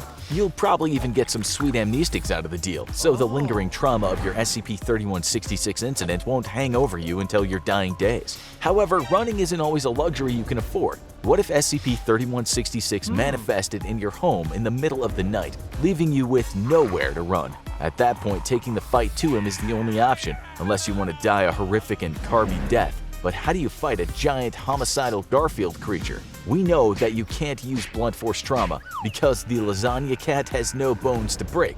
But what about bladed weapons? Could you take down this creature with knives and swords? The idea of going Kill Bill on SCP-3166 is definitely appealing, but aside from the potential value of removing limbs to slow the creature down, this method might not be as helpful as one would hope. We know the creature is able to disembowel itself in order to pull out its Jim Davis lasagna innards and force-feed people, so it stands to reason that you jumping the gun and doing the disemboweling yourself might not be an effective method of putting this thing down. If blades and heavy blunt objects are ineffective weapons, how about we try something a little more modern? That's right, we're talking firearms. A few important notes: SCP-3166 has no blood, and therefore the intention should not be to fatally wound and let it bleed out. Such a thing isn't possible. What you need is a gun that can do massive structural damage and maybe incapacitate or at least slow down the creature. Because of this, small caliber pistols and rifles are out. Personally, we'd recommend shouldering a powerful shotgun in your battle against SCP-3166, the kind that could comfortably splatter a leg into saucy paste and slow the monster's otherwise relentless pursuit. Also, while there's no way we can guarantee that this would really make a difference, there's rarely any harm in going for the classic headshot. Even if this isn't the most effective attack in the world, splattering this thing's head all over the walls would at least be a pretty satisfying gesture. If you can pump enough rounds into 3166 to at least slow it to a crawl, you can run away at a more leisurely pace rather than a terrified sprint. However, guns aren't always readily available or easy to access. What if you need an alternative method for bringing down this monster? To quote an old internet proverb, kill it with fire. It's a weapon that both cats and lasagna are vulnerable to. Provided, of course, you're not inside your own home or surrounded by flammable objects, it's likely that dousing the beast in gasoline and tossing a match would reduce it to cinders. And considering all the lasagna you'd be burning in the process, it might even smell a little nice. Just try to forget that it's technically burning human flesh you're smelling there. But what if you're really unlucky and this thing just walks out of the fire dripping with pasta and minced beef but very much alive? Kinda like an Italian Terminator. Thankfully, when all other methods of keeping SCP-3166 at bay fail, there is one fail-safe maneuver for distracting this SCP that has been tried and tested by Foundation personnel. As with many things in life, sometimes you need to look within to find the answers. Except this time you're not looking within yourself, you're looking within the enemy. Much like the gluttonous orange cat from which it takes its form, SCP-3166 has one weakness: lasagna. Since the majority of its biomass consists of the cheesy pasta staple, anytime other sources of lasagna are placed nearby, the creature cannot help but seek it out to integrate it into its own body. Therefore, strategically placed distraction lasagnas are the only dependable method of keeping the beast off your tail for long enough to ensure a speedy escape. And from what we've been able to tell, the type of lasagna doesn't matter. So stock up on a few dozen 99-cent microwavable lasagnas, and you might just survive long enough for an SCP Foundation mobile task force to swoop in and take this entire problem off your hands. Once the SCP Foundation's there, the anomaly will be apprehended and dispatched, and you'll be given a comforting dose of amnestics to help you forget this whole nasty event even occurred. You'll be able to pick up where you left off in your fabulous new job at Paws Inc. making sure America gets its daily Garfield fix no matter what. Except now, when you see the grinning orange feline, you can't help but feel a twitch in your eye, even though you have no idea why. But I wouldn't worry about it. After all, what you don't know can't hurt you. So you had a job interview with the SCP Foundation, nailed it, signed the requisite non-disclosure agreement, and you got yourself the job. Congrats! Now you're an operative in charge of some of the strangest, scariest, and most dangerous discoveries out there, and it's time to secure, contain, and protect. So what is your assignment here at the good old SCP Foundation? You must have drawn the short straw because you have to keep an eye on one of the deadliest creatures in the organization's custody, SCP-096, also known as the Shy Guy. As your terrible luck would have it, on your first day looking after it, SCP-096 has escaped from custody, and you're now in very real danger of a direct encounter. It's now up to you to face off against this formidable foe and try to make it out in one piece. But don't despair just yet. We're here with all the advice you need to survive your first day on the job and best SCP-096 as lethal as it may be. So strap in and get ready for the fight of your life. Before we can talk about how a fight against this anomalous creature might go for you, it's important to know your enemy as well as you can. So let's get to know SCP-096.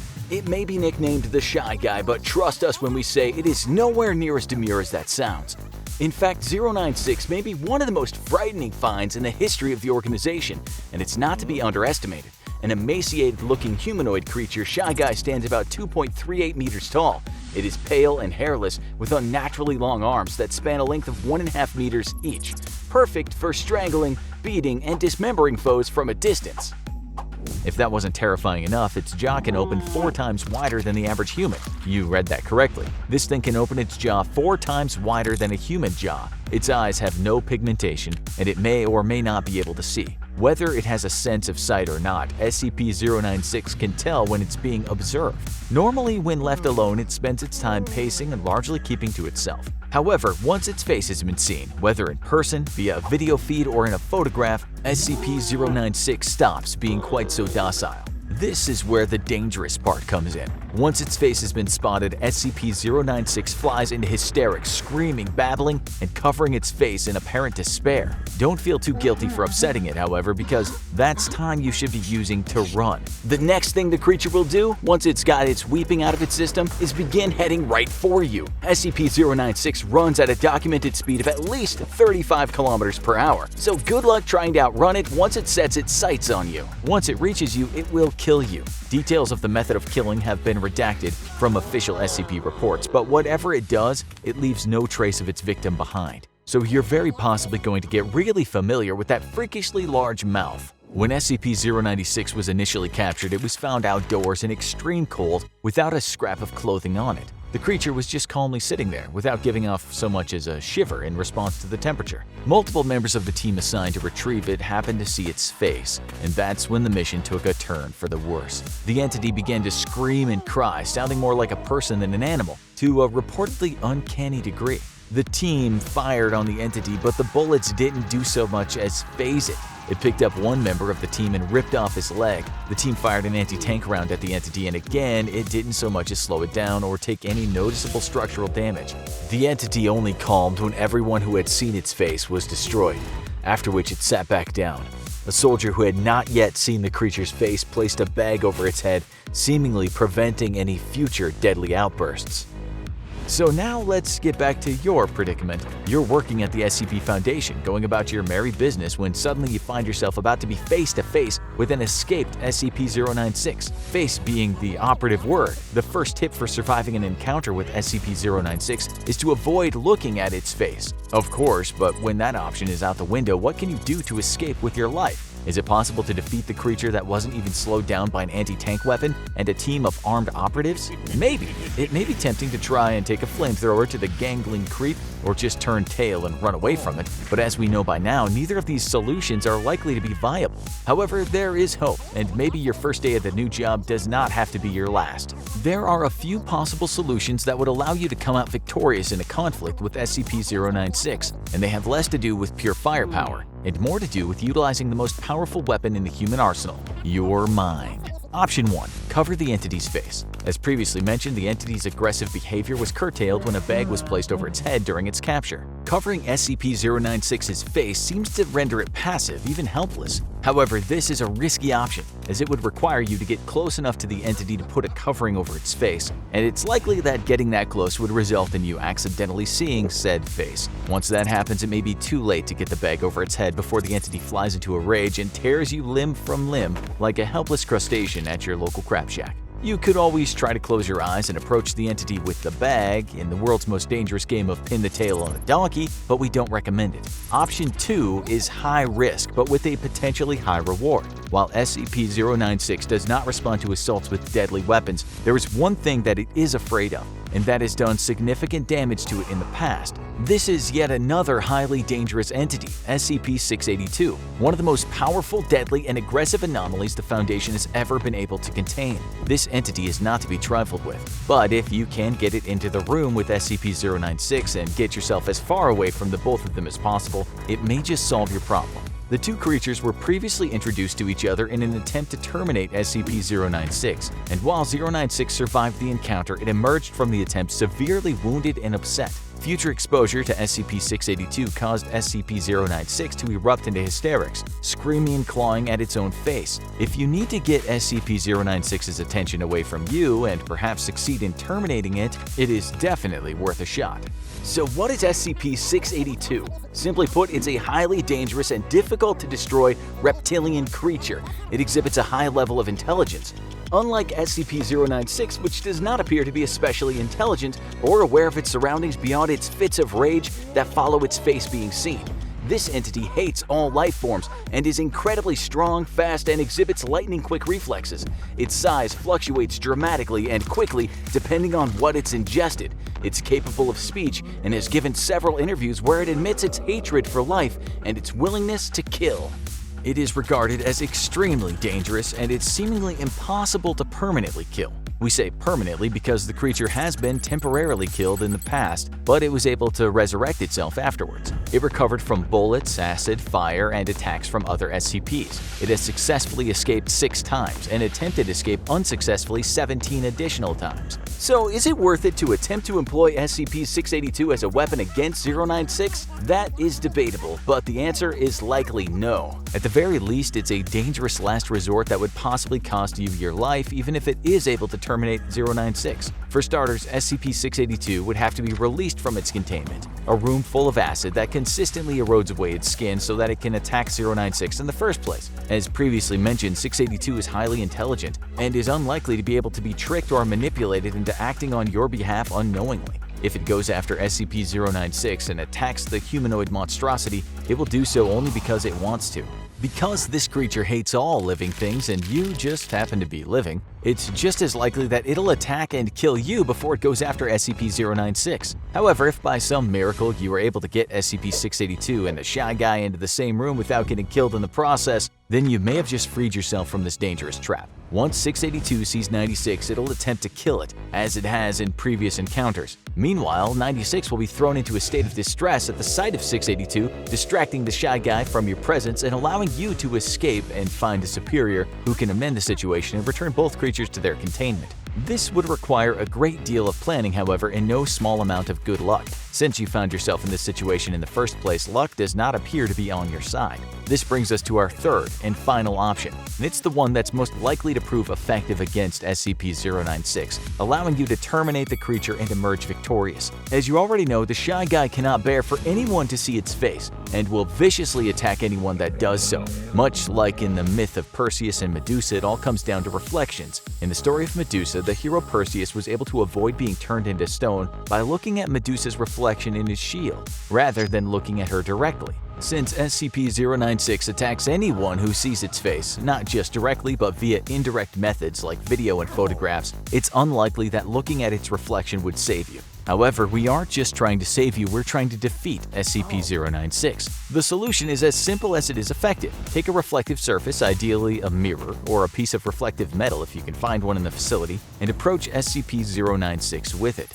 Keep your eyes averted from its face, looking down at the rest of his body or just at its feet on the floor. Just make sure that you can see which way it's facing. Then present the creature with the mirror, showing it its own reflection. If what we know about the entity holds true, it will fly into its trademark uncontrollable violent rage and begin to attack the creature that has seen its face. In this scenario, that creature is itself. It'll begin to tear itself to pieces, ripping and clawing until there's nothing left of itself or until it cannot move anymore. Because SCP-096 seems to be stronger than any weapons we have, the only weapon that makes sense to kill it with is itself. Once it's stopped its self-destructive assault and has been neutralized, you will be able to escape with your life and the knowledge that this deadly threat has been eliminated once and for all. Congratulations! Not only did you live through your first day at the SCP Foundation, but you succeeded where countless other scientists have failed and managed to terminate one of the organization's deadliest finds.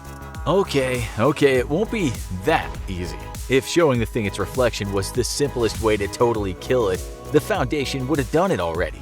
But according to some accounts, being presented with reflective surfaces has caused the creature to frantically claw at its own face in a state of extreme distress. What could be a better distraction to tag and bag this insecure monster and cart it back to its cell?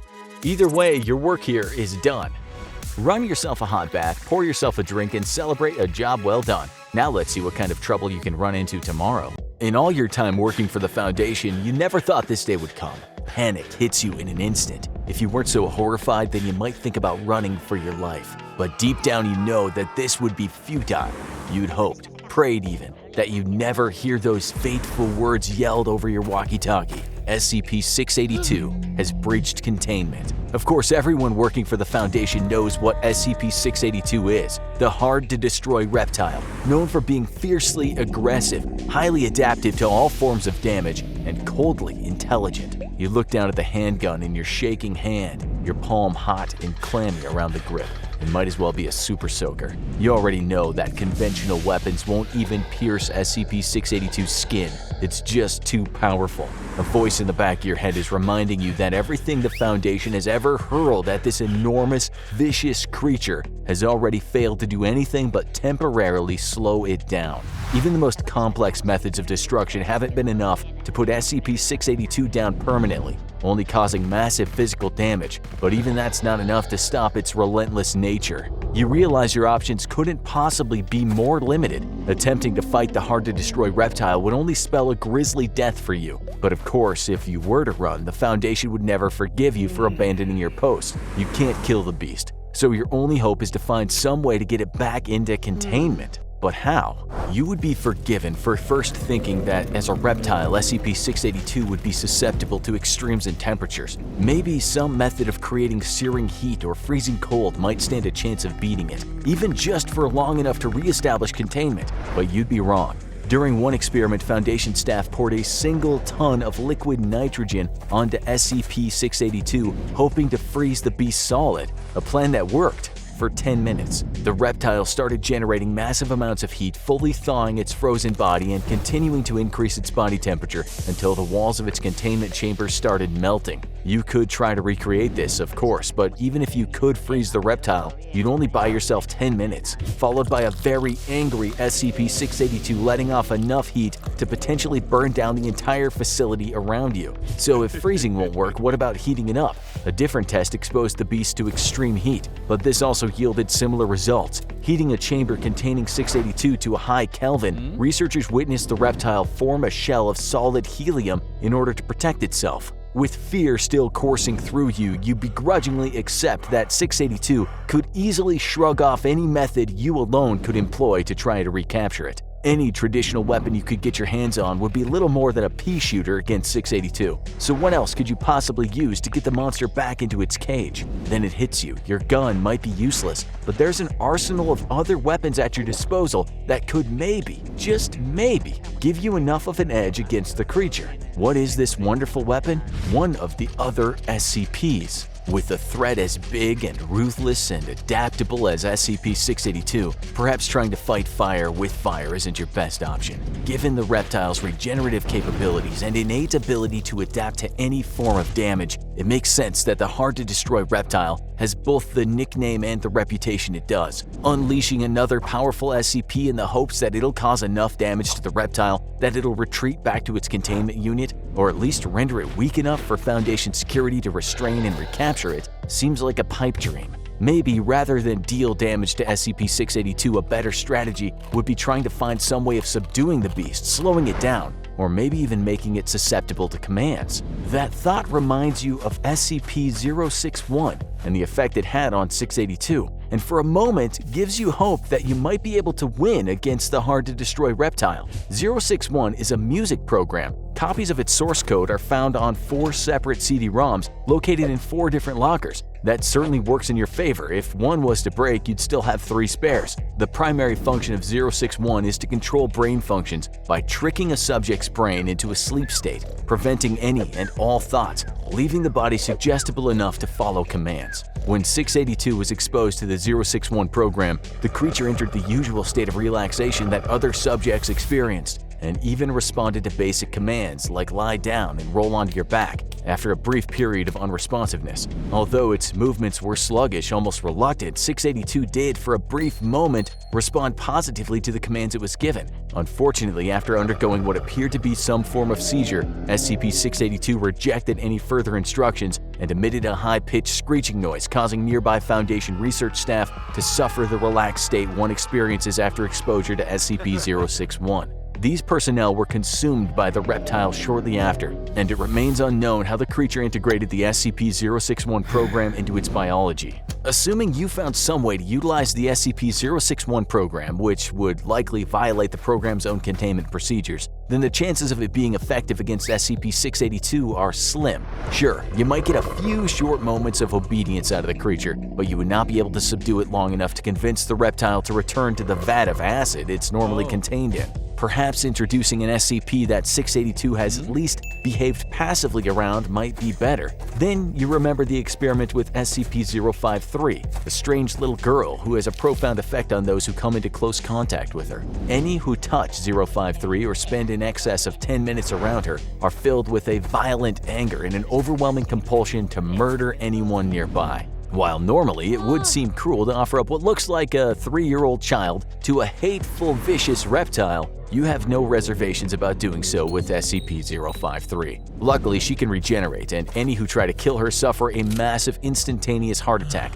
undoubtedly a perfect defense mechanism when faced with a creature that normally attacks anything in its path. When first introduced to SCP-682, the little girl was understandably afraid of the creature, although the reptile did not devour the girl as it had done when presented with ordinary human children. Instead, 682 lowered its head and invited 053 to come pat it. As she did, the creature exhaled through its nostrils, causing the girl to clap her hands in excitement and hug the creature by the head. For the remainder of the experiment, 682 remained docile as 053 brought toys and other items to the reptile, and even made drawings with crayons on the creature's carapace. To this day, the encounter is one of the only instances where 682, who usually despises all forms of life, has not been aggressive toward another living creature. Now, that sounds like a viable solution, right? Calm down the reptile with the little girl, and while it's not looking, figure out a way to recapture it. Sounds easy enough. Well, assuming you can get SCP-053 from her containment unit to the reptile without succumbing to the murderous rage she infects people with, there's still the problem of what happens if you attempt to separate her from her reptile friend. During the original test, the Foundation staff who were supposed to contain the 2 SCPs were immediately torn apart by 682. This means even if you can get them together and pacify the reptile, you might still struggle to get it back to containment, as any attempt to capture the creature in a docile state would likely cost you your head, and probably a few limbs too. Plus, you can't rule out SCP-682 figuring out your plan to distract it using SCP-053. After all, the hard-to-destroy reptile is fiercely intelligent, and there's nothing stopping it from seeing through your plans and possibly even turning on SCP-053 in the process. And as much as you'd like to think it possible, the heart attack 682 would suffer if it attempted to kill 053 would likely have little to no effect on the reptile. If all else fails, there might just be one SCP that could possibly slow 682 down long enough to get the reptile back into its acid bath cell. SCP-162, another SCP that the Foundation previously used in an experiment designed to neutralize 682 permanently. While unsuccessful, 162 did manage to inflict severe bodily damage to the hard-to-destroy reptile, which might just be what you need to buy enough time to recapture the beast. 162 is a 7-foot-tall ball, a seething mass of sharp implements, ranging from fishing hooks and line to scissors and needles. Anyone in the vicinity of SCP-162 will find themselves drawn toward the razor-sharp mass, reaching their hands out, compelled to touch it. The longer someone's around SCP-162, the more they feel themselves drawn to it, and when they touch it, they find hooks being embedded into their flesh of their hands, ensnaring and pulling them closer to cut them to ribbons. Previously, when these two SCPs have interacted, 162 dealt massive physical damage to 682, which, while not enough to kill it, could slow it down. During the experiment, SCP-682 became agitated in the presence of SCP-162, thrashing about and hurling profanities at the nearby Foundation staff. The reptile's lower body, head, and left forelimb quickly became entangled by the sharp mass, the creature writhing and letting out cries of pain. SCP-162 refused to release its grip on the reptile, and when the lizard attempted to detach itself from the ball of bladed implements, its lower jaw and left hind limb were wrenched clean of its body. Naturally, this angered 682 enough to breach containment, using SCP-162 to cause the deaths of 11 Foundation staff and a further 86 injuries. You'd have to be feeling pretty brave to unleash SCP-162 on the hard-to-destroy reptile, and of course brave isn't what you're feeling. You're afraid, and you hardly stand a chance at killing 682 with another SCP, let alone recontaining it. Then again, you never know, you might get lucky. Maybe 162 will entangle 682, ripping its limbs from its body and slicing its flesh into ribbons. Sure, the reptile will regenerate and reconstitute itself, but if luck is on your side, you might be able to just contain the beast before it was fully healed. Or you might just make it angrier and thus make the entire situation worse. Ultimately, as you already know, your options are more limited than they have ever been. Run for cover, hide while your fellow Foundation personnel are slaughtered, or free one of the other SCPs and let it deal some damage to the hard-to-destroy reptile while hoping for the best. Whatever you're gonna do, you better decide fast. Heavy crocodilian footsteps are drawing closer around the corner, and if you don't act fast and do something, then it's a guarantee that SCP-682 most certainly will.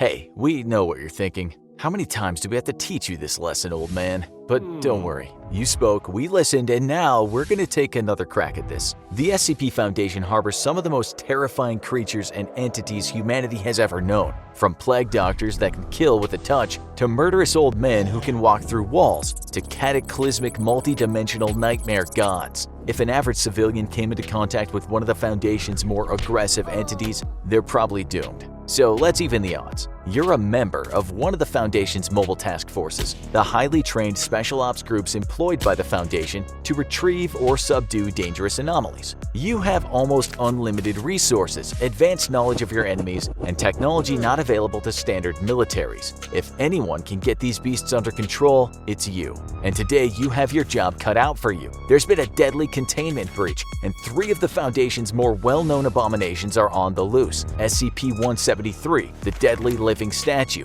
SCP-096, the mass-murdering shy guy, and SCP-682, an immortal, highly intelligent lizard with a serious attitude problem. Seeing as you're not working for Site-13's Director Emerson or the Global Occult Coalition, the objective isn't to kill these monsters, and let's be honest, you probably couldn't if you tried. If we can get this terrible trio back into containment with minimal casualties, and without getting killed or eaten in the process, we can call this a win. Let's see what these entities are made of and how we might be able to get them back into containment by any means necessary. First up, SCP-173, also known as the Sculpture, the Killer Statue, and by some, the Peanut. This is one you'll want to keep an eye on. Seriously, if you take your eyes off this creature for so much as a second, even to blink, it'll zoom at you with incredible speed and snap your neck like an Olive Garden breadstick. Despite being one of the more well-known monsters from the SCP Foundation catalog, the creature commands an impressive sense of mystery. According to tests, the creature's body is made entirely of concrete, rebar, and the Krylon brand spray paint that gives its distinctive markings. It appears to have no nervous or vascular systems, rendering dangerous nerve agents useless against it, and we still don't know what gives this creature its anomalous properties. The creature does somehow emit blood and waste products in spite of this, but you'll learn that things often don't make sense when you're dealing with anomalies. The Foundation, however, has worked out a means for keeping this creature contained relatively safely. Personnel are even able to enter the cell to clean clean, provided they go in there 3 at a time to maintain a constant visual on the creature. But in the event of a containment breach, all bets are off. When those alarm bells are ringing, and you're hearing the gruesome telltale crunches of necks snapping all around you, it's easy for panic to set in. This creature has incredible speed, seemingly unlimited aggression, and more physical strength than any human being. So how do you get it back into containment? Perhaps you can gang up on the beast with 2 other members of your mobile task force and take blink shifts to make sure it doesn't get loose and tear you a new one. You could, but that's an extremely risky option. You may be highly disciplined soldiers, but in a high-pressure situation, everyone makes mistakes, and making a mistake around SCP-173 can cost you and your entire team the integrity of your spines. So what's a completely safe method of maintaining constant visual contact with the sculpture while you're returning it to its containment cell? Thankfully, the answer is right under your nose, in Site-19, where the sculpture has been kept since 1993. Meet SCP-131, also known as the iPods. These are 2 friendly, safe-class anomalies that appear to be small biomechanical creatures with a single, perpetually unblinking eye at the center of their bodies. They're harmless and benevolent beings who have a natural tendency toward helping and protecting humans, and in this instance, they're the key to getting 173 back under control. If you recruit the help of these friendly little creatures, they'll keep an eye on SCP-173, keeping it frozen in its own body as you lift it up and haul it to the containment. And hey, presto, that's 1 SCP back under lock and key, 2 to go.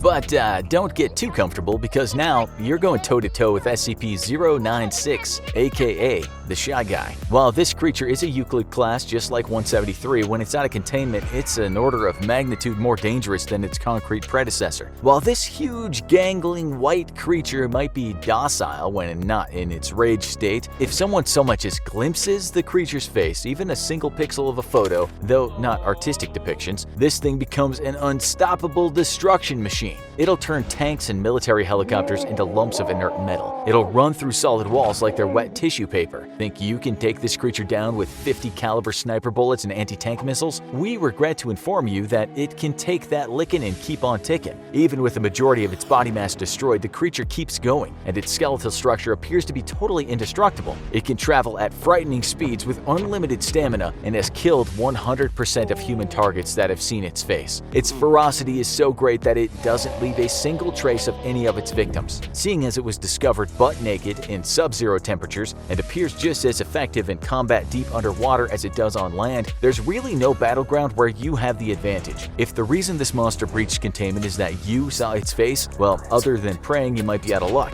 But if the creature breached containment because some other poor sucker saw its face, then at least you're in there with a fighting chance of getting the creature back into containment. First, you should never attempt to stop the creature while it's still in hot pursuit of whoever saw its face. You simply will not stop it in that state, and nothing really has. You must approach the creature while it's in its docile post-kill state, and take extreme caution to avoid seeing its face in the process. The Foundation has explored methods of augmenting vision in order to block out the face in the past, such as Dr. Dan's scramble technology, but this has often resulted in grim and deadly failure that left good task force members dead. Your objective will be to quite literally bag the creature by pulling a bag over its head. The creature will not attempt to remove the bag, at least for a while, as it displays no real intelligence outside of its single-minded pursuit of prey. Once it's bagged, the monster can be easily captured and taken back to containment, where it will endlessly pace around its cell under constant audio-only surveillance from Foundation personnel. But here's the question: how do you get so close to the thing without looking at it? Thankfully, you have valuable knowledge gleaned from a certain classic party game,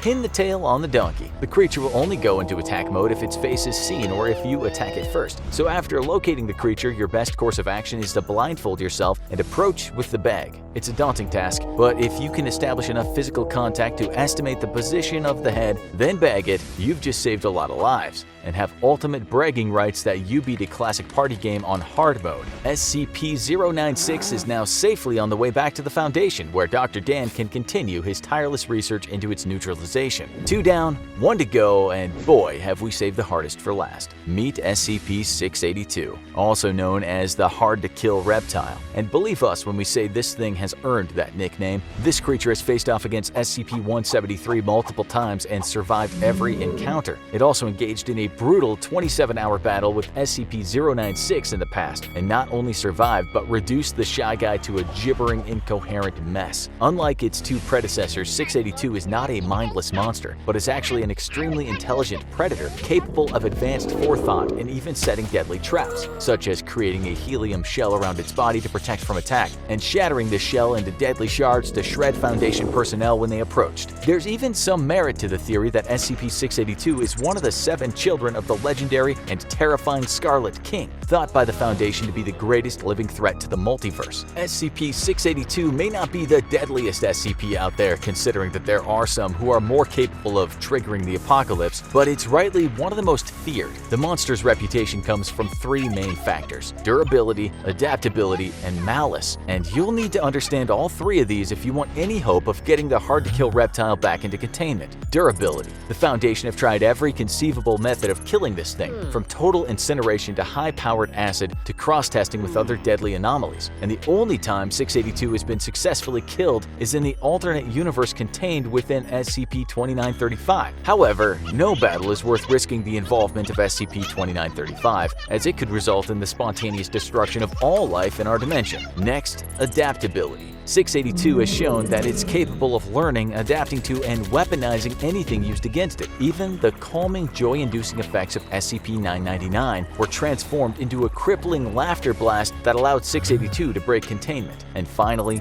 malice. 682 despises all life of any kind and has the stated intention of killing anything and everything it can. While it may be intelligent, there's no reasoning with this creature. It wants you and your team dead, and it will do anything to make that happen. Seeing as there's no hope of killing this thing, how can you potentially incapacitate it and get it back into its acid-filled containment chamber before it recovers? Well, for this, we need to turn back to the classic adage, there's safety in numbers. According to SCP-682's official documentation, in case of containment breach, SCP-682 is to be tracked and recaptured by all available mobile task forces, and no teams with fewer than 7 members are cleared to engage it. In other words, your best bet is calling in all the heavily armed reinforcements you can and taking on the creature with a mix of advanced military tactics and conventional arms firing. While the classic monster movie temptation of busting out the nukes and napalm may be alluring, the risk of the creature adapting to those attacks and introducing them into his own arsenal is too great. There are some SCPs who have been known to have a pacifying effect on 682 and may therefore be useful in your recapture mission. Perhaps the best example is SCP-053, a small child who causes murderous tendencies in those who spend more than 10 minutes in her presence. While bringing her along definitely puts a time limit on the mission, 53 has an unparalleled ability to make 682 become docile without giving it any new powers in the process. She may be able to prevent 682 from causing further damage while your team mobilizes around the creature. With her help, it may be possible for you and your small army of mobile task force members to get SCP-682 tagged, bagged, and hauled back to the base for containment. So there you have it, the tried and true methods for getting these deadly creatures and entities back under Foundation control. It's never easy being the new guy. You keep forgetting people's names. You still need to get to grips with office politics, and the senior staff keep eating your pudding cups out of the office fridge even though they were clearly labeled with your name. And if you think being a regular new guy is tough, then you can only imagine the terror of being the greenest employee at the SCP Foundation. As a humble research assistant, you feel like you're basically one rung above D-Class. You're itching for a chance to prove your mettle and climb the ranks, and lucky for you, you're about to get that chance. Okay, well, lucky may be a funny way of putting it. You were so wrapped up in mourning the pudding cup that you're pretty sure you saw Dr. Dan eating earlier that day that you didn't even notice the alarms for a containment breach going off. You also barely registered the faint hiss like a chemical burn as a black scorch mark began to spread across the wall behind you. It's only when you can smell the unmistakable stench of rotting human flesh that you put down your empty pudding cup and turn to see something horrifying standing right behind you. It's the yellow-toothed grin of a decaying old man oozing his way through the wall. That's right, you're face to face with SCP-106. One of 2 things can happen right now. Uncle Larry here can grab you with his dirty gray fingers and introduce you to the kind of pain that would make Pinhead from Hellraiser blush, or you can think fast, remember your Foundation training, survive the night, and perhaps even help your coworkers get this wall-walking monster back into containment. Then you might finally get the respect you deserve around here. You swallow your fear, steel your nerves, and try to recall everything they taught you about this creep during orientation. keep your wits about you and keep your eyes on the walls. This is you versus SCP-106, aka the Old Man. Theoretically, you have all the knowledge you need to survive this containment breach. But while we were reading the intro, the Old Man managed to fully seep in through the walls, and now he's heading right for you. Our first piece of advice is to turn tail and run like hell, putting some major distance between you and him. SCP-106 has proven pretty much immune to all physical damage, so even if you're packing knives, guns, and a Bruce Lee level of combat efficacy, it's better to just not engage. Despite this appearance as a frail old man who'd been left dead in a ditch for 2 months, this creature is incredibly strong. He's dealt out massive physical trauma to victims in a matter of seconds once he's gotten his hands on them, and what comes after is even worse. But we'll get to that later. For now, you run out of the room and bolt around a corner. You realize security has probably been deployed elsewhere and just hope that they can get to you in time. Though seeing as SCP-106 can shrug off machine gun fire like spitballs, they're probably more the illusion of security than the real thing. In fact, you don't even bother closing the doors behind you as you run, because it's not like this thing even uses doors. There's almost no physical barrier that can keep the Old Man from getting his hands on his favorite prey: terrified running humans. For example, you. While you're putting the pedal to the metal and trying to get away from this sadistic freak as quickly as possible, here's a little background on what you're up against. SCP-106 is an extremely dangerous Keter-class anomaly that's operated as far back as World War I, when he's believed to have been created. For the uninitiated, the Keter class is reserved for the anomalies that are exceptionally hard to contain and require complex and extensive methods to do so, and SCP-106 earns that classification with its truly exceptional skills as an escape artist. It's believed to be capable of, if given enough time, passing through any form of solid matter. Doors? No problem. Walls? Forget about it. Think even a 10-foot thick brick of concrete can keep him away? You're in for a world of pain, my friend. In terms of its ability to walk through solid matter, there are only 3 things that may work to your advantage here. Tests on SCP-106 have shown that it has a certain aversion to lead. Lead won't hurt it or entirely stop it, but it'll slow him down for long enough to formulate a plan of action. SCP-106 also appears to become confused when it's required to pass through more complex physical structures. For example, it would be far easier to pass through a simple wall than, say, a car, where there's a variety of shapes and materials at play. The Old Man has also shown pronounced aversion to liquid, which also causes it to become confused. It's for all these reasons that its containment area is comprised of 16 spherical cells, each filled with various fluids and a random assembly of surfaces and supports to keep the capricious Old Man too confused to attempt regular containment breaches. 106 is an ambush predator at heart, sometimes waiting completely motionless months at a time. But it only needs a few key seconds to turn the tables on its captors. Its attacks are most likely to occur just after the people observing it let their guard down. Again, we have to reiterate, there's no way you can fight this creature. You have to play defensive, or you'll end up as a plaything to one of the most sadistic creatures under the Foundation's lock and key. Despite its rotted appearance, the Old Man is no mindless zombie. He's one of the more intelligent and cunning creatures you'd be unlucky to run afoul of while working on a Foundation containment site. There's a killer instinct behind those black shark-like eyes and that toothy, lipless grin. Before you're ready to survive this nightmare, you need to first understand all the numerous ways the Old Man can murder you. As we mentioned before, while the Old Man isn't exactly a martial artist in the agility department, he is freakishly strong. If the Old Man catches you in his deathly tight grip, there's probably no saving you. He'll likely tenderize your body and incapacitate you by attacking major organs, muscle groups, and tendons. We wouldn't advise screaming for help as he does this, because you'll probably just excite him. After all, SCP-106 doesn't hunt out of hunger. We haven't even seen the creature eat. 106 hunts because of desire, and that desire is to cause maximum pain and suffering in his victims. His entire body is also covered in a kind of powerful, corrosive mucus that can be dangerous to both objects and organic tissue, and the burning caused by said acidic mucus won't abate until around 6 hours after first contact. So even touching SCP-106 is a huge no-no if you want to get out of this containment breach intact. But the horror won't end there. No, once you're in his clutches, it's just the beginning of your terrible ordeal. Once you've been sufficiently incapacitated, you'll see that the Old Man is sinking back through the wall, and taking you with him. And I'm sorry to say that where you're going isn't just the other side of the wall. You're being dragged into the old man's pocket dimension. This is SCP-106's lair, a little universe of endless dark corridors where he has absolute control. And if you're in there and somehow watching this video on otherworldly 5G, then I'm afraid it's probably already too late for you. In the pocket dimension, 106 has total mastery over space-time. You can be trapped, hunted, and tortured for what feels like centuries on end. If it's feeling particularly cruel or bored, it might let you go for a little while just to hunt you down and trap you again. People who have finally been released from the pocket dimension are often dead or on the edge of death, heavily mutilated with their faces locked into a final agonized scream. The only consolation for any of these people is that they probably lost their minds long before they died. To SCP-106, it's all just a sick, twisted little game. If you want to survive, you can't play his game. The old man wants to be entertained by your fear and suffering, so if you scream and flail and panic, you're just gonna encourage him. As hard as it is, you need to adopt a steely calm if you want to maximize your chances of surviving the breach. As you run from him, try to stay in the absolute middle of the hallway. When the old man enters his pocket dimension, which must always be against a solid surface, he can re-emerge from any point connected to the initial entry point. In other words, he can merge into the wall on one end of a long hallway and instantaneously appear on the other end, cutting you off.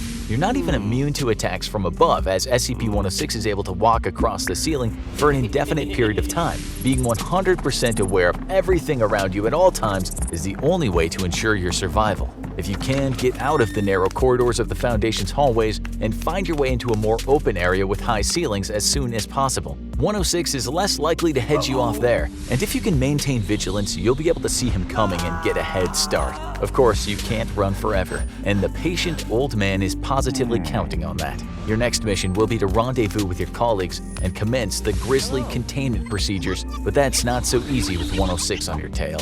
One proven method of buying time against the monster is exposing it to extremely bright light. While once again this light cannot cause 106 any actual harm, it may startle the creature and cause it to retreat back into its pocket dimension. When the old man is hiding, that's when you have a golden opportunity to grab a member of D-Class personnel and drag them into the vacant containment chamber. What comes next isn't pretty, but it's the only tried and true method of getting this thing back into containment. So you may need to leave your morals and empathy at the door. While 106 is still distracted, you'll need to subdue the D-Class and set up a direct feed to the building's intercom. The Foundation has found that the best way to lure the old man back into containment is with the prospect of causing more suffering. In order to do this, you essentially need to torture the D-Class until they scream into the microphone, showing a certain rotting, grinning sadist that there's fun to be had back in the containment chamber. It's recommended that you mutilate the D-Class at intervals of 20 minutes in order to give the old man enough time to hear the screams and estimate the location of their source. Not a natural-born torturer? Don't worry, if you don't like the idea of slashing a man's tendons yourself, you can make use of a special hydraulic press they keep on site, lovingly nicknamed the Femur Breaker, to wring some screams out of your unfortunate D-Class. Once the screaming begins, it's time to vacate the area and wait. When inevitably SCP-106 returns to enjoy the little treat you left for him, it's time to seal the containment behind him. The screams of the D-Class you sacrificed might haunt you until your dying day, but at least your dying day won't be today, thanks to the tips and techniques you've learned here. Thanks to your excellent handling of the latest containment breach, you might be lucky enough to find yourself promoted from assistant to junior researcher, meaning you'll be spending even more time with charming little creatures like SCP-106. So just keep the things you've learned here today in mind. After all, you may be needing them again real soon. The SCP Foundation, the internet's favorite monster-battling secret organization. The Foundation works in the shadows to keep humanity safe from dangerous supernatural entities, cursed objects, and paranormal catastrophes. To make this possible, they develop state-of-the-art weapons and containment technology to make sure they always stay one step ahead of the threat. You're probably thinking it's a shame we don't have a group like this in real life, considering all the real problems and threats we're always facing. Thankfully, we do have a real-life answer to the SCP Foundation, the Defense Advanced Research Projects Agency, or DARPA, the world-class research and development group that's given the US military some of its most powerful and sophisticated tech for the last 60 years. Today we're going to talk about what DARPA is and when and why it was founded, and most importantly of all, some of the most amazing, unbelievable, and downright awesome projects they've been involved in. DARPA was first created back in 1958. The Soviets had just launched the unmanned probe Sputnik into space, and people across the US were starting to feel nervous. President Dwight D. Eisenhower didn't intend to take Russia's leap into the stars lying down, so he authorized the creation of a group to put the United States back at the forefront of scientific and technological research and development. This group was first called the Advanced Research Projects Agency, or ARPA, before the word defense was added to the title in 1972, presumably because Congress is always eager to throw more money at something with defense in the title. With the headquarters in Arlington, Virginia, DARPA has 220 government employees working in 6 different technical offices, with an annual budget of around $3.4 billion. The organization currently oversees over 250 state-of-the-art research and development projects. The purpose of DARPA is simple: making sure that the United States has the best defense technology in the world. Their organization selects project leaders, promising individuals at the top of their field, with ideas that can reshape the world of national defense and security, and gives them the coordination and funding they need to make their ideas possible under the DARPA umbrella. The official mission statement of DARPA is to make pivotal investments in breakthrough technologies for national security, and they managed to achieve this goal and much, much more. Like a lot of military technology, projects first spearheaded by DARPA have influenced technologies that would later come into common civilian use. To name one particularly impressive example, DARPA military computer networks laid the groundwork for the modern internet. So you can thank DARPA for your ability to watch this video and learn about them. But we know that isn't why you're here. You want to know about the real moonshots, the kind of mind-blowing projects and technical advancements that really make DARPA seem like the real world's answer to the SCP Foundation. We have some truly incredible technology for you here, and rest assured each one is crazier than the last. First, we have the ITER project. Developed by Cyclone Power Technologies under the supervision of DARPA, ITER stands for Energy Autonomous Tactical Robot and refers to a type of theoretical surveillance robot that could feed on plants the way a human or animal does. Researchers believe that if a spy robot could eat independently to maintain its energy supply, it would be able to carry out missions far longer than both humans and conventional machines. It was believed that the finished machines would be able to travel 100 miles for every 150 pounds of biomass consumed. Incidentally, this is close to the weight of your average adult human, if ever ITER wanted to try something more meaty. In case you think we're being sensational here, even the CEO of Cyclone Power Technologies, Harry Scholl, released a statement saying, "We completely understand the public's concern about futuristic robots feeding on the human population, but that's not our mission." How incredibly reassuring. But instead of evil robots spilling blood, let's think about something even crazier: DARPA making blood. That's right, DARPA is currently working on revolutionizing the concept of blood farming. This means reproducing red blood cells outside the body to create stocks of so-called synthetic blood for transfusion during surgery. As we currently sit in the middle of a blood and organ shortage for a long waiting list of desperate patients, DARPA's research into blood farming could change the game and save millions of lives every year. The amount of money the DARPA method saves is also staggering. With these new techniques, the cost of synthetic blood per unit is cut from $90,000 to a mere $5,000. Saving lives and money with futuristic synthetic blood? What's not to love?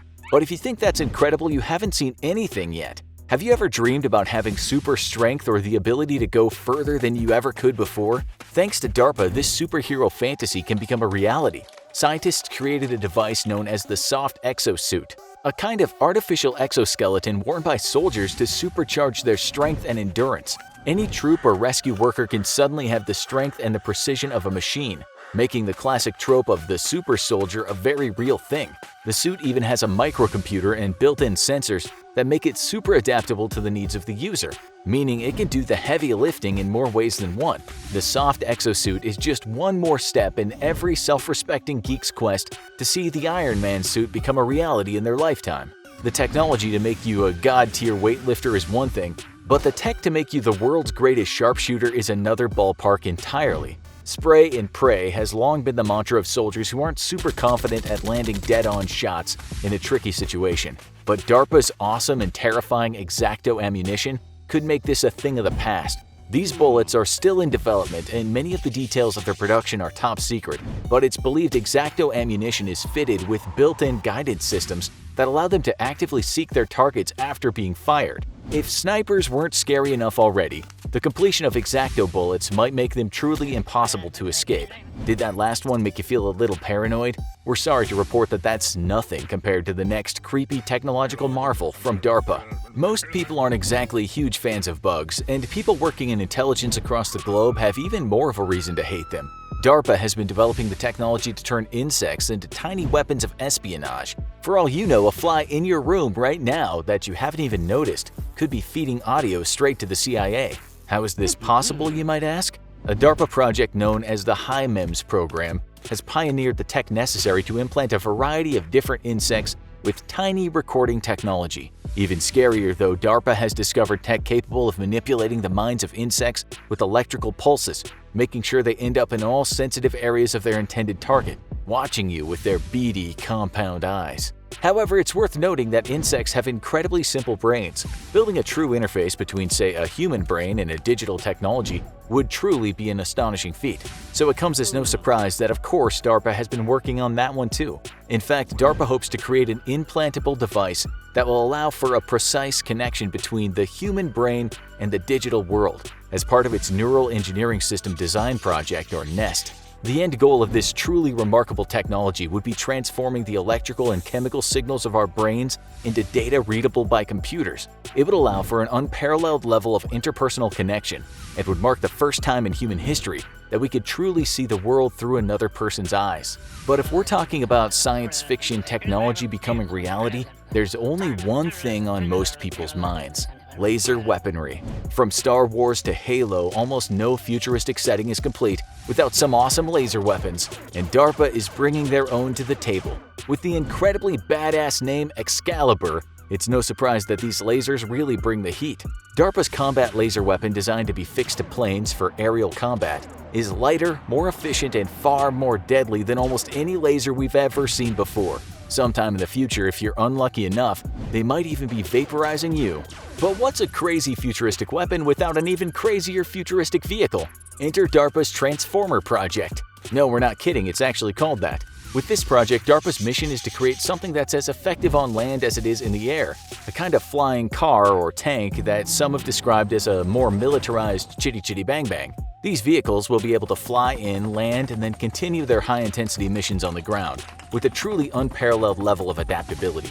They're even designed to fly 250 nautical miles on a single tank of fuel. Throw on a couple of Excalibur laser cannons, and you've got the coolest vehicle since the Millennium Falcon on your hands. However, while a lot of this technology is mind-blowingly cool, it's worth mentioning that active combat is no picnic. In addition to obvious death tolls and physical injuries, people involved in these kinds of combat engagements can often develop debilitating mental illnesses like post-traumatic stress disorder or PTSD. But DARPA is also developing new technology to help treat PTSD, along with a number of other serious ailments like anxiety, depression, and substance abuse. It all comes down to a project known as SubNets, which stands for the Systems-Based Neurotechnology for Emerging Therapies Project. While the exact science is still being developed, this piece of cutting-edge neurotechnology is a brain implant that treats neurological issues from within the skull. Because of the sensitivity of the issue, DARPA has brought a legion of psychology, neurology, and ethics experts to make sure everything goes smoothly. After all, a mind is a terrible thing to waste. Throughout this video, we've discussed a huge number of technologies developed by DARPA that would make the SCP Foundation proud. They've regularly committed to turning science fiction into science fact over the last 60 solid years. And of course, no overview of some of DARPA's most iconic projects would be complete without a journey into their most iconic contributions to the world of robotics. On the more basic level, we have the transport and reconnaissance robots made possible by DARPA's coordination and funding. Two famous examples are the Wildcat and the Big Dog, both created by robotics company Boston Dynamics. These four-legged robots were built to traverse dangerous terrain and haul military equipment. However, concerns about the volume of these robots made people doubt their viability in combat. But that doesn't mean they're useless. These robots are still being prepared today for use in dangerous environments and work in risky fields like mining and construction. The biggest debate still surrounding these quadrupedal machines is whether they're cute or creepy. The battle rages on. And finally, an incredible machine straight out of the realms of science fiction, Atlas, one of the most brilliant humanoid robots ever created. And of course, it was created by DARPA. This 6-foot-tall beast of a machine was another collaboration with Boston Dynamics, and has shown a strength and agility that prior androids have only ever dreamed of. Between the electric sheep, we assume. But before you're too afraid, there are no plans to use Atlas in combat situations. Atlas is mainly intended for dangerous emergency situations like search and rescue missions into hostile terrain. So there you have it. An exploration into some of DARPA's most incredible projects, and these are just a fraction of the nearly 250 currently operating, so who knows what else DARPA is working on under the hood. They may not have monsters and anomaly entities to fight like the SCP Foundation, but we can rest pretty easily knowing that if it ever becomes a problem in the real world, DARPA has the skills, brains, and resources to know exactly what to do. Now check out most successful weapons ever invented, and most lethal modern weapons for more cutting-edge facts about military technology.